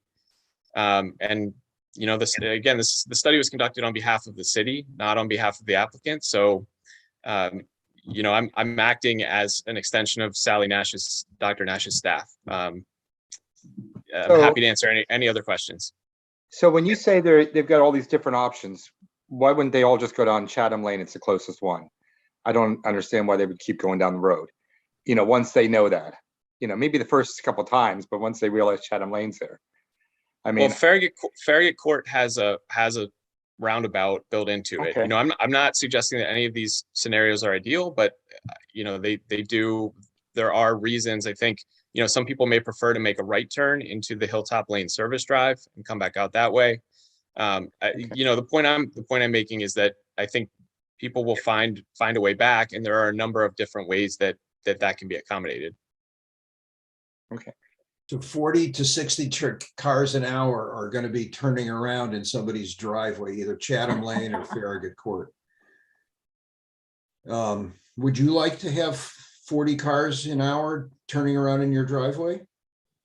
You don't have to answer that question. No, yeah, that's, yeah. No, you know, I have to let it settle, but this is clearly the problem that's here. Okay, great, thanks. So from the city, Mr. Driven, yeah, we paid you. What other questions do we have for him traffic wise? You know what I'm going to ask you is, do you have any opinion or research or anything you've thought of when you come out here? This gets jammed up in the afternoons. I travel it quite a lot every week, and because I have to come through here to go back home anytime between 3, 4, 5. And this gets really jammed up, and I'm wondering how likely people are to let people in, you know, as this queue builds up for this stoplight. I mean, I don't know. How do you analyze that? How do you look at that? Has that been thought of, Mr. Driven? Yeah, so Commissioner said what I can speak to with that is I participated in several meetings between the city and the applicant, including Department of Public Works, who expressed the concern that you're expressing very clearly. And the solution that was worked out amongst staff and amongst the applicant was to provide essentially a small median in between the right turn lane and the remainder of the lanes there, so that vehicles can't come out. And I think this was a question, Mr. Waldman. Vehicles can't come out of the site and make a left. They will be physically restricted by. Sorry. Yeah, we saw that. That's clearly on the plans. And also a worry of mine is when people want to come out and they want to go left back to Forest Drive, they got to cross 4 lanes and to get over there. But I mean, it's a concern. They can't, Chairman Sale, there's a There'd be barrier. a median between the far right lane and the next lane? Yeah, correct. That's correct, Mr. Waldman. Exit for a little bit. Concrete curb? What's it going to be? Oh, wait, that's going to go all the way to the stop right at the light, right up here? Correct. It starts here and it goes down this white line. Can y'all see my cursor? Yes. Ah, okay. Thank you for clarifying that, Mr. Dales and Mr. Driven. I didn't know it extended that long. I overlooked that. Okay, that so was the DPW's direction, Chairman Sale. Thank you. So it goes all the way to the stoplight. Right, Chairman. So that was a requirement of DPW so that people would not be able to cross those lanes in an effort to make a left on the spot. Gotcha. Gotcha. So when you come out, then you have to go north, and then take a U-turn in the. You have to go down. You have to go down Spa. You'd have to come here and then go up Spa and then make a U-turn in the Quick Mart and the. No, you have to use Spa to go to Westgate Circle and turn around. So you'd have to come all the way back up north. Let me zoom way out. You'd have to come all the way up to the hotel to then make a U-turn to come back down to Forest Drive to go home. No. But the other roads that they can use to turn around by making right-hand turns as well. Yeah, it's going to be dangerous, but they would come up here and make a U-turn up here. Yeah. Well, the U-turns should not be what they do. That's illegal, and the police should enforce that. What I would suggest to the commissioners, though, is this right out, right in condition is that DPW's direction. It would be the same for any use of this site. So any use of this site, whether it's this one or any other, will have all the same concerns with neighborhood streets for turnarounds as this would. It's essentially the only access permitted to the site, and the right in, right out condition is a hard requirement from DPW. Gotcha. Okay. I want to point out to commissioners the concrete would be from right here, where you see my cursor, and would go down to separate the lanes. Okay. Any other questions from commissioners? From the presentation? I know it's actually 10:05, so we could hold questions till later the next time, because they will be coming back. But if there's just something pressing right now from the commissioners. Well, Chairman Sale and the commissioners, if you have questions about that would require additional information because the public hearing is kept open, Please let us know so that we can provide any helpful information over the next few days and Sure get it will. into the public record. We sure will. We sure will. And, Okay. and Chairman Sale, I believe that there are two people who would who are here to testify. Well, we'd like to get them out before I go into anything else with the, I have, 15 or so sent in pieces of paper. So let's, so commissioners, do you mind if we move right on to the public giving their testimony? Because it is 10:05. No, let's hear Great it. idea. Thank you. Let's roll on then. Could we please let in those panelists and let the panelists know, 3 minutes, please. And the commissioners can then ask you a question if they want or not. And we move on to the next person, not panelist, but next public testimony participant. And who will we start with? Mr. Mr. Goldsmith is here. If he's ready, he could go first. I'm ready, and I can tell you that if you're looking for Larry Goldstein, he signed off. Goldsmith or Goldstein?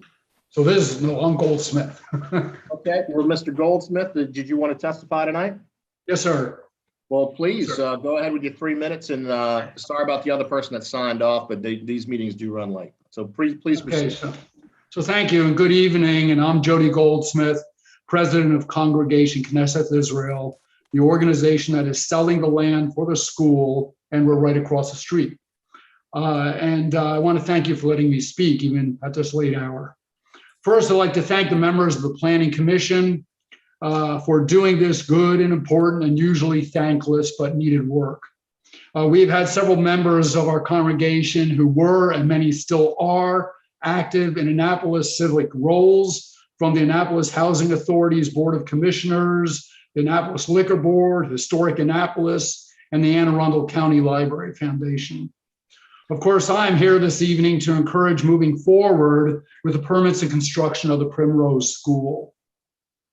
The company provides needed educational services, which you've already heard about, to our young citizens in the immediate and greater Annapolis community at a high standard. I understand your job is not to note how wonderful this facility will be, but potential problems and to ensure any risks have been mitigated. If the building's construction was substandard in any way, I could see a problem. It is not. If the surrounding environmental and landscaping concerns were not addressed to the nth degree, I could see a problem. Rather, they're all fully and intricately addressed. If the parking concerns that we spoke so much about were less than required, there would be concern. There is not, for the parking more than exceeds the requirement, although I know it's going to be discussed more. If entry and egress was anything less than over-designed for safety, you should definitely be concerned. To the contrary, this has been over-designed to ensure safety and maximize traffic flow. And I'm also going to point out something I didn't write down, is in all those traffic studies, it sounds like everyone was considering one child, one car. The children don't drive, and the parents tend to carpool like crazy. So normally you have many cars with at least 2 kids. Won't go into more detail than that. If there was no demand, no requirement for such an exceptional facility, you should be concerned. However, there is that demand. The only reason to disapprove this, actually, there is no reason to disapprove this project. Yes, I understand your concerns. I'm sure they'll be mitigated. So lastly, I just want to thank you for your consideration. And as people like to say to me, being a retired Army officer, thank you for your service. Okay, thank you, sir. And the Knesset Israel congregation has, I believe, a traffic flow that goes from Hilltop to Spa Road with a one-way arrow. There was mention by the traffic engineers of people coming in here and making a U-turn. Is there any issue with that with Knesset Israel, or? Well, first of all, they can go out actually either way. They can go out either way. Is there an issue with it? Well, our major areas, our major times of concern with traffic is Saturday and our holidays, not during the week, during our holidays when we have services. So we do not see that as a major concern. And I can tell you, I'm there often enough. There are people that do it now. Okay, so you guys don't really mind people coming in and making a U-turn right here and then coming out, Yeah, they do it now. but you don't mind it. You guys aren't, you don't have a problem with it. It is what it is. I'll put it that way. It's, so I mean, I think as they said, at a maximum capacity, and again, that's figuring that there's only one child per car of 62 cars, and we don't see it. We do not see. We talked a little bit to the folks at Primrose about this. We do not see this as a major issue. No. Okay. Any other questions by the commissioners? Do you have any questions for me? No, thanks. Okay. Thank you, Mr. Goldsmith. Well said. Thank you, sir.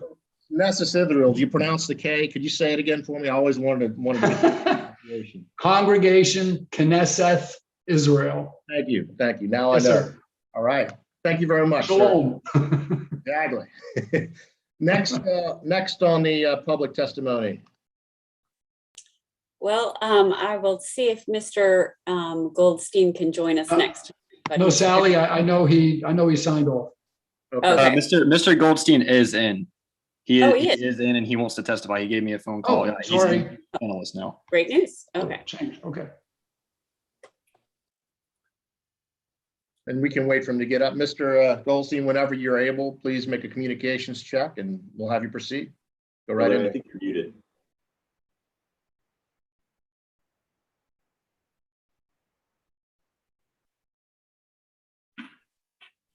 Still can't hear anything.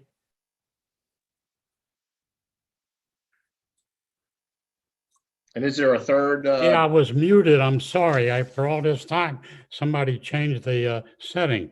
No worries. Well, please proceed. Go ahead. I had a prepared presentation to make, but I'm going to take my 3 minutes to try to say it's a very, I appreciate all you guys sitting there. I'm 86 years old. I've been in that neighborhood, Spa Road and Hilltop Lane, for a long time. I exit off of Gemini every day. I make a left turn on the Hilltop and a right turn on the Spa. I go to the Naval Academy.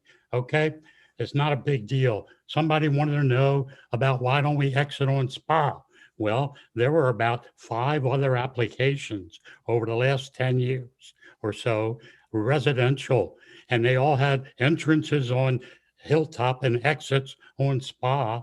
And that exit was eliminated because the Gentry people were very upset about it.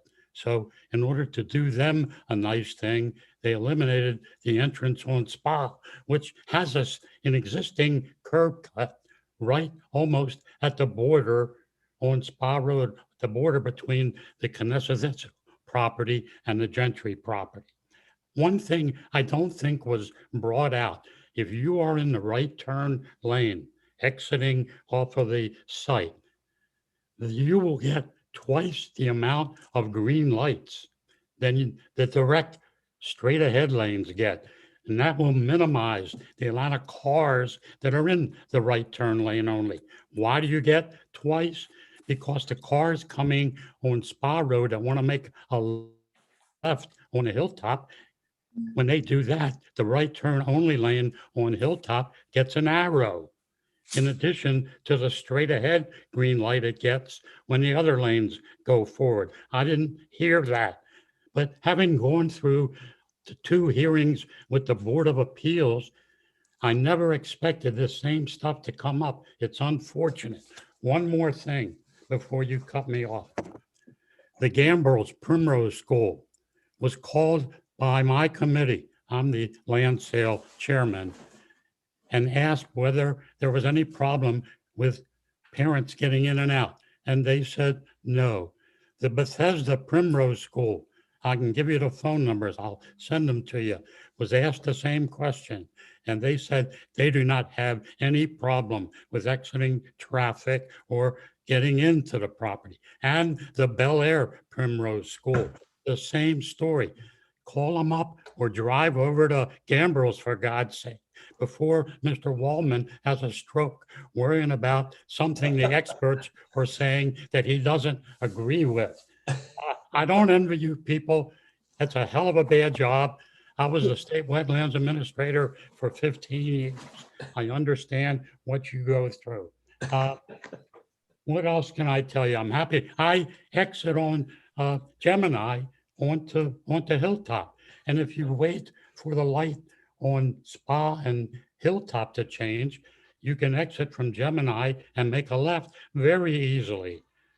And like there is a cul-de-sac on Chatham Lane, there is a cul-de-sac on the other street that the traffic expert pointed out, that you can make a circle and come out very easily. If you belong to Navy Federal Credit Union and you're coming from, I don't know whether it's north or south, but from the direction of Route Boulevard, you can't make a left turn into Navy Federal Credit Union. You got to go 2 blocks to the mall and make a U-turn. People live with it, for God's sake. Now, if I was coming down Spa and had to pick up my kid, I would go to Forest Drive, make a left, 1 block to Gemini, go through, make a left, and I pick up my kid. That's as bad as going to Navy Federal. Why don't you do something?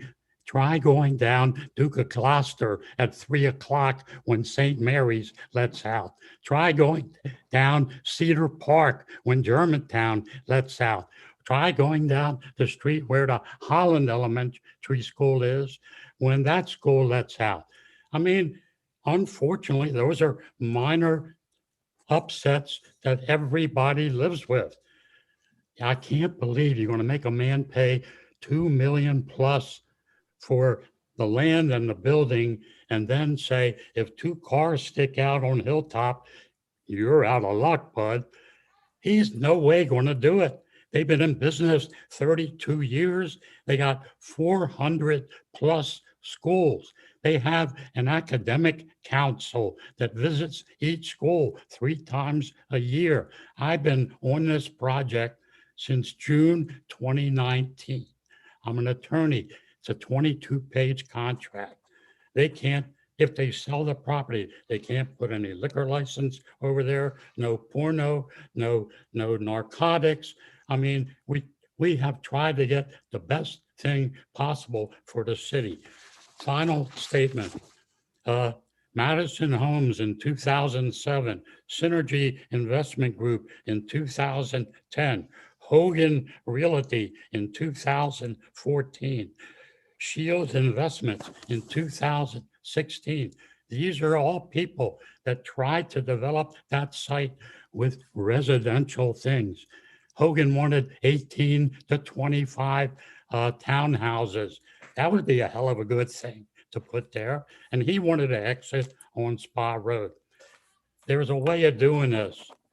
You guys, believe me, if Board of Appeals went 4-1 against it, and the staff, Tom Smith, one of the most feared staff people of zoning here, attorneys, he recommends in favor of it. Mr. Wallman, keep your mind open. Go to Gambles, take a look.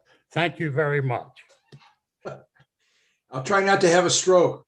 Okay, I'm with you. I'm a little older than you. Yeah. Goldstein, thank you. That was very well thought out and put out. Jeez. Yes, thanks. That was good. All right. Go for it. Any questions by the commissioners of Mr. Goldstein? Yeah, it's good. I do have one question. That the lane that turns right from Hilltop to Spa Road, you can only turn right in that lane. You can't go straight forward as well, right? That's right. It's a genius idea. You make everybody get in the right turn lane, and that way there's no traffic problem with people wanting to go straight to Forest Drive. Okay. I'm sure those guys are making a right will find a way. Annapolis is a wonderful town. You can get anywhere in 10 minutes.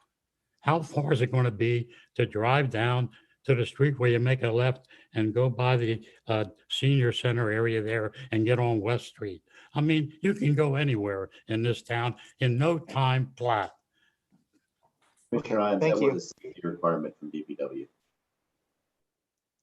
What, did I answer your question? I mean, Yeah, I just wanted to clarify that lane. I just want to make sure it was only right lane only. I That's thought that was a brilliant way. You force people to make that exit right onto Hilltop, and they absolutely have to make a right at Spa. They don't mess up the people going straight ahead on Hilltop, and they're not delayed getting on that right turn onto Spa. They got a double green light. Okay. Anyone else have a question, Mr. Goldstein? Well, good. All right, wonderful. Thank you very much, Mr. Goldstein. Do we have any other public testimony for tonight? No, I won't bother you with that. Are you going to take stuff for your 21st of the month? Are you going to just take written, or are you going to make a live one? Maybe I'll call some more Primrose places and get testimonials from them. I mean, There'll it's be a live testimony taken again one on the more, next. one more thing for Mr. Waldman.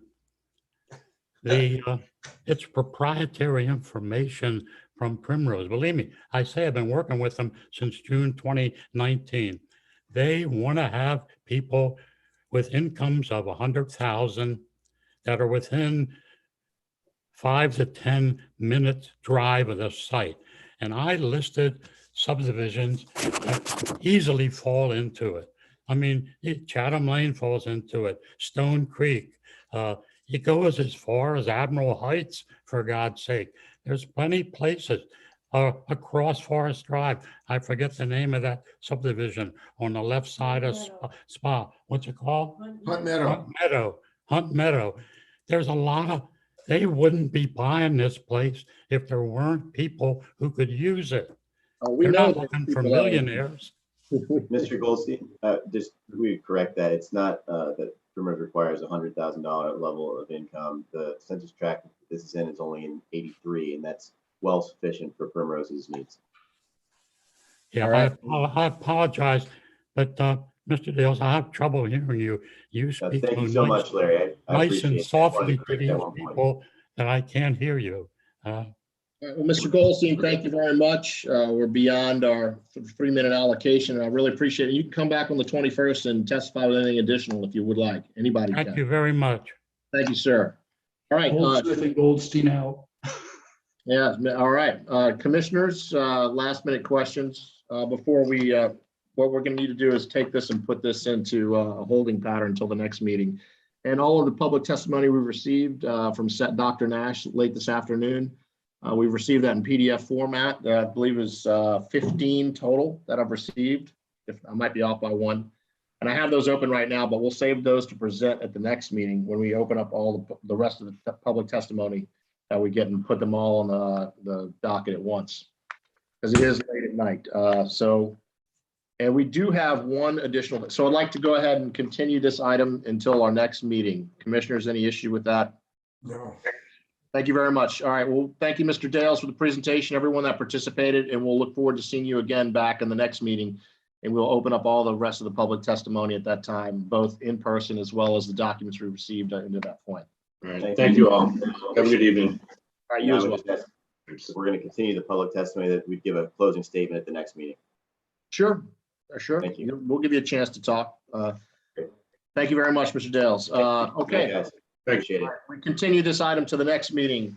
We do have one additional thing on the line. Do we have our addition from under miscellany, also unfinished business? It should say miscellany also on that item for the agenda.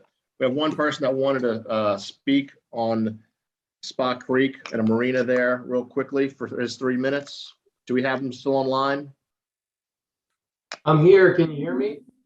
Yes, Bill Borwigan. Yes, 3 minutes, please. And this is under miscellany items for additional comment. There's something being brought to the Planning Commission's attention by a member of the public. So go ahead.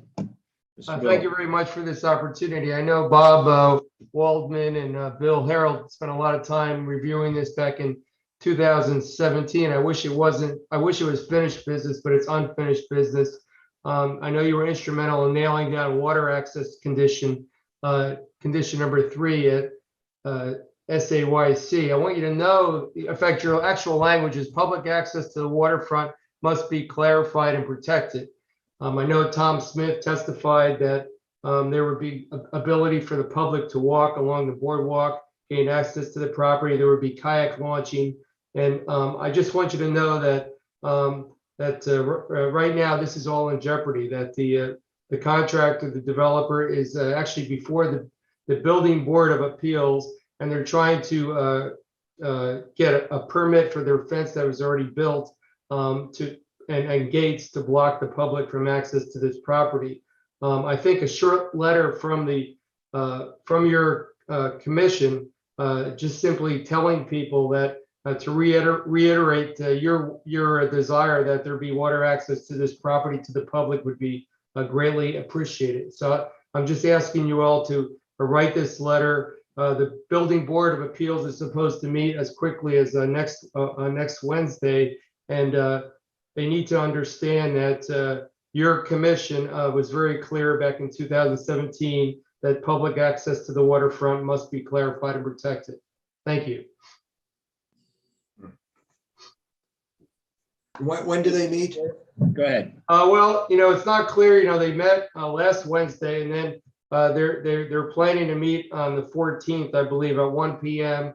And but Mr. Hyatt was very clear that he did not want them to go through the official public notice process to announce the meeting. But I believe that's what they're shooting for. There are some issues that the Ethics Commission is looking at.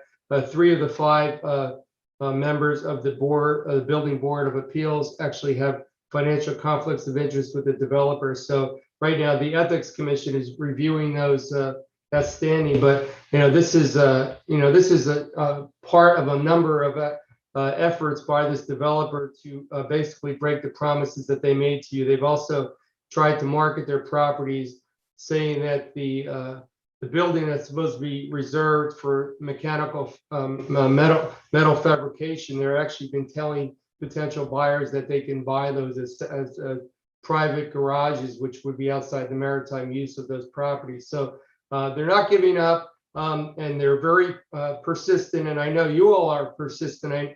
I know that apparently from the last speaker, Tom is feared, and I think we need to exercise his fearsome and remind them that Tom said that the public would be able to walk on those boardwalks and launch kayaks at the facility. And you all said that the public access has to be protected. And so I'm just appealing to you to try to enforce your recommendation that this occur, because right now the developer is very persistent to try to undermine everything that you believe should have been done. And it actually was the basis for the construction of this property, the building permit. And I would also argue that, I'm not a lawyer, but it seems like occupancy permits for those properties should be withheld until your January 6th, 2017 letter are complied with. Our condition is not being adhered to, not a recommendation, actually a condition. And I was not here to vote on that in early 2017, but Bob, it was under your hat at that point. I was part of the commission at that point as well. I remember all the promises, very strong promises, very strong that we gave back to them saying we need to preserve the access. There was a question about whether they could go in front of the houses and the townhouses, and that part. And we were very, we clarified all of that. It comes back to what we did earlier in today's meeting. Was it an actual condition? Or was it a recommendation? Or was it a condition that they look into this, which is, to me, a recommendation, doesn't mean anything. So, besides just your word. So I'd like to really see what our findings were and what we actually said. I'll tell you that in a second. Well, Mr. Chairman, in condition number 3, your actual words were public access to the waterfront must be clarified and protected. That's the letter from January 6th of 2017. So are you asking us to just reiterate that condition, or just write a letter to the Building Board of Appeals, maybe attaching that letter and saying we reiterate our position? Is that enough? Anything's better than nothing, I guess, in this case, right? Yeah, I kind of wish we had the transcript, because I remember Mr. Anderson was very clear about how it was going to be protected. But he was very clear that he also wanted to make sure people weren't walking in front of the houses at the same time. But he was very clear about his intentions about keeping it open and he had somebody there already using it for that purpose. But right So- now, there are large no trespassing signs, and I talked to a neighbor, and today they walked over there, and there were actually guards preventing people from, guards they were paying to prevent people from walking onto the site. I understand it still may be under construction, but if you look, they had a chain link fence. They removed their construction fence. They put up a wrought iron fence, and they're calling the wrought iron permanent fence a construction fence, and they were also adding like electronic gates. Well, yeah, that's just ridiculous. Yeah, so it's really they really flouted what they told you, and again, if I was a commissioner, I would be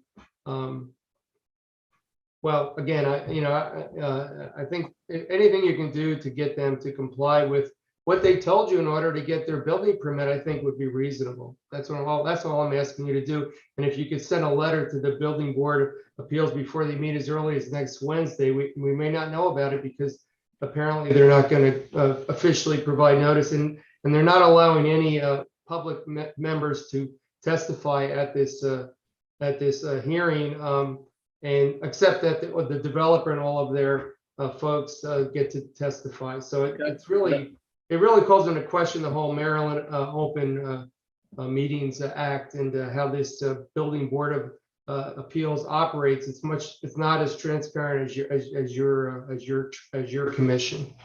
So they're letting the developers testify, but not the public?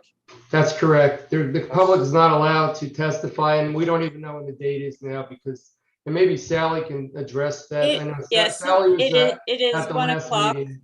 It is 1 o'clock next Wednesday. And who is Ben? Are you sharing? Or could you stop sharing? Stop sharing the map. Stopping. Okay, thank you.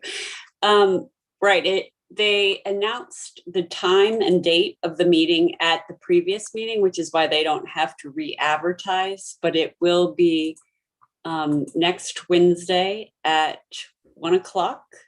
And it's a virtual meeting. The Building Board of, oh, sorry, you're right, Tom, next Thursday, the 14th. Thank you. Yes. The Building Board of Appeals, like the Zoning Board of Appeals, does not take live testimony from the public. As you did when we first began with COVID, do you remember you didn't take live testimony? And at one point you decided you were going to start doing that. Some boards and commissions just stayed in mode of only accepting written testimony from the public.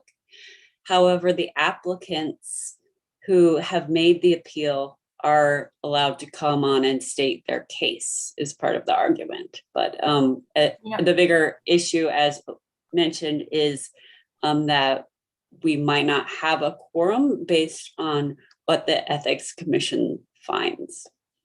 And I'm not sure what we do if there is not a quorum. Point being that Sally, can I direct a question to you? So if they keep this permanent fence and don't allow public access, wouldn't they be violating the condition 3 of the Planning Commission from 2017? Right, so right now the site is under construction and the building was never going to be metal fabrication. It was supposed to be maritime, not metal.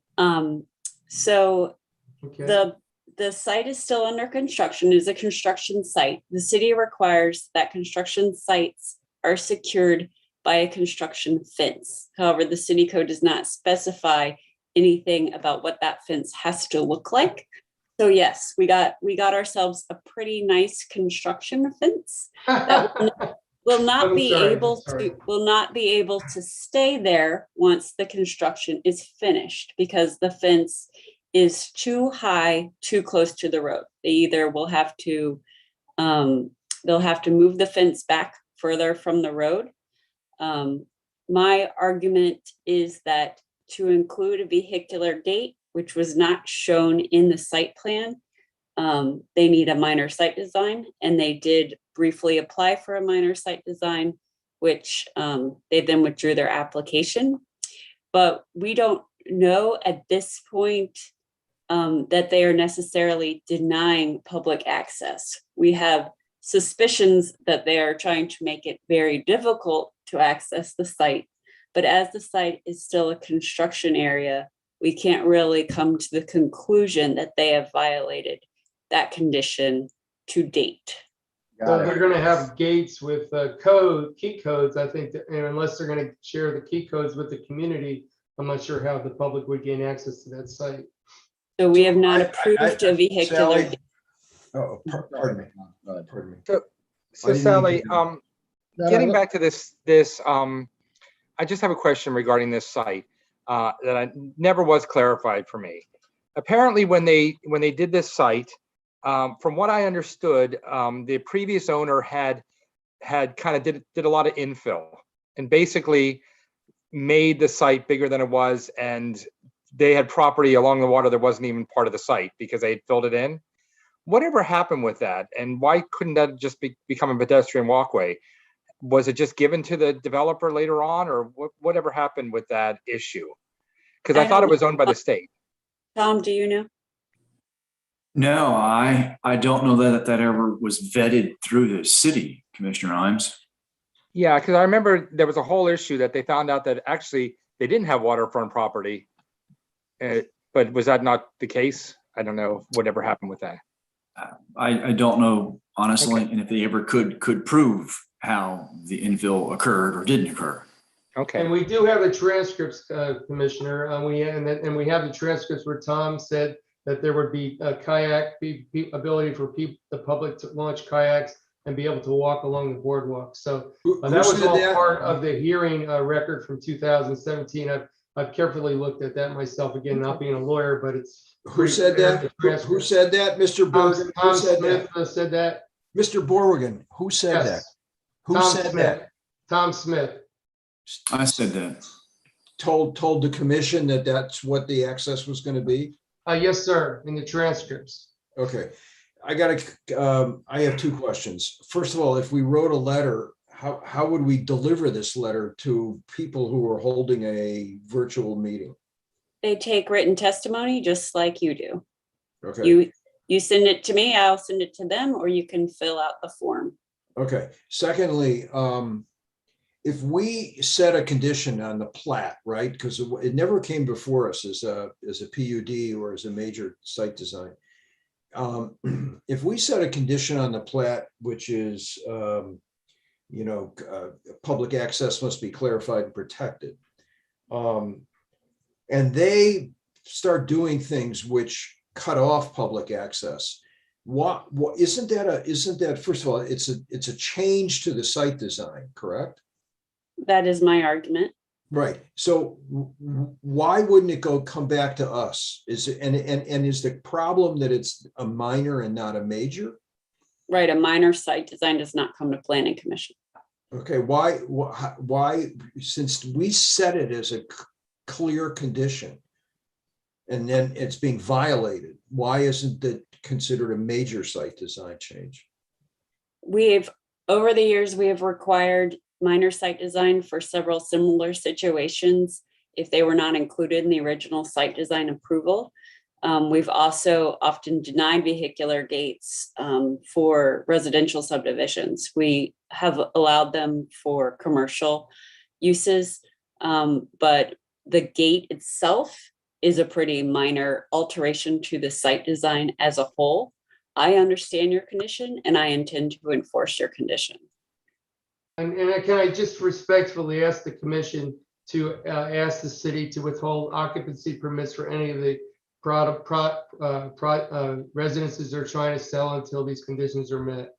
Okay, well, that's a little off what we're talking about. Okay, well, again, I'm not a lawyer, what we're talking about now is the fence application for the Building Board of Appeals. I don't want to go into occupancy permits at this point. You can come back later and we can discuss that, but I want to just focus in on this one issue. So you consider something, we say that there's a condition that there should be, I don't know, something, and it's violated.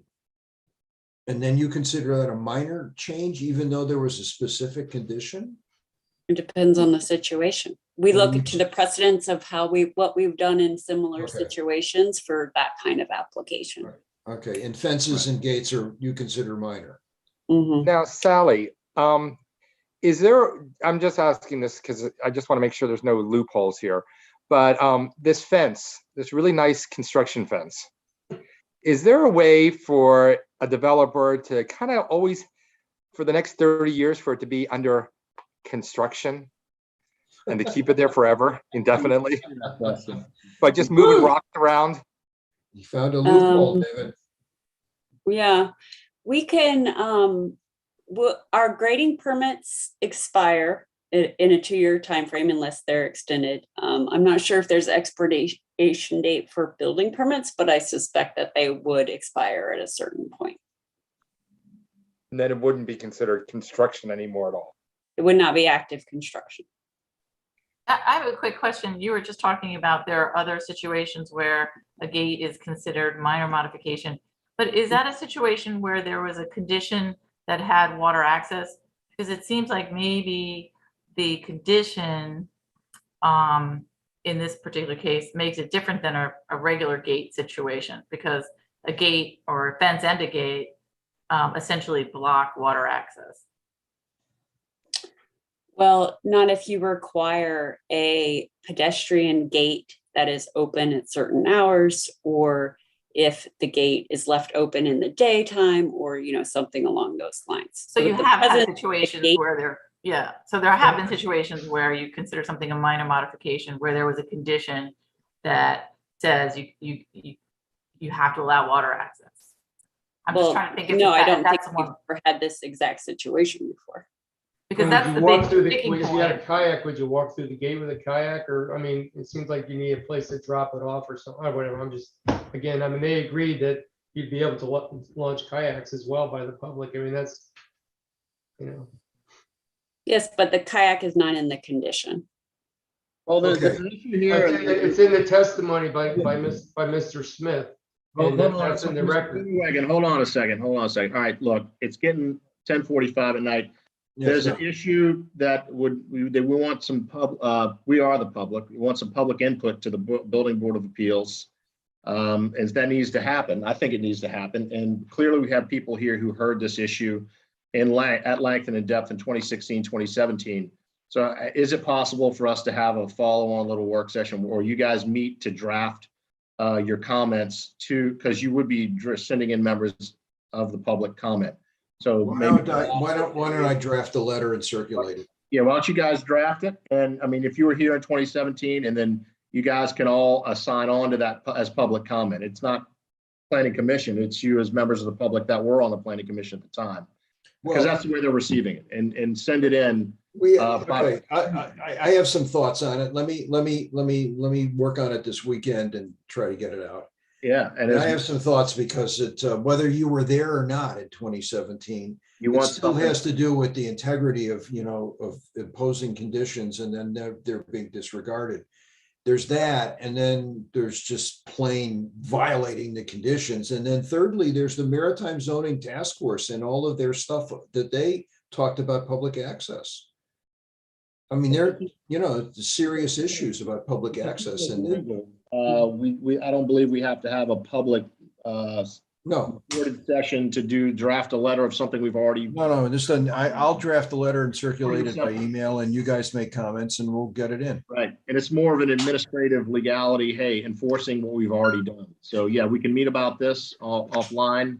And Mr. Waldman, if you want to schedule that, we can meet and handle this and get some feedback up the chain to the Building Board of Appeals. Appeals. Try to draft something on Sunday. Mr. Borgen, how do I pronounce your last name? Borwigan, just like it's spelled. A lot of people say they think it's a J sound, but it's a G sound. Okay. And I did want to say that I am, speaking really as a member of the Eastport Civic Association, and it's just not me. I mean, these concerns are very widespread. If you look at the Eastport neighborhood forum on the Facebook page, you'll see that there's a lot of and this back isn't and forth on this. This isn't new to us. We've been talking about this throughout the year at our meetings, especially Ms. Butler.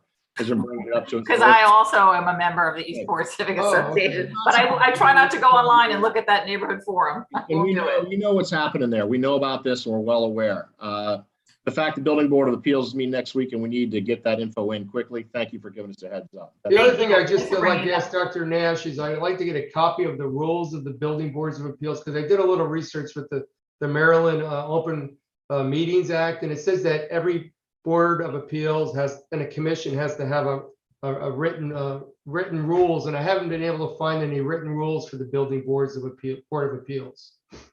the Building Board of Appeals does not seem to have any approved rules of procedure. They have some draft rules that apparently have never been voted on. So would that mean that they're not a legal board because under the Maryland Open Meetings Act, it says they have to have written rules? That is above my pay grade. Yeah, I do not know if, is Joelle still on the call? Reality.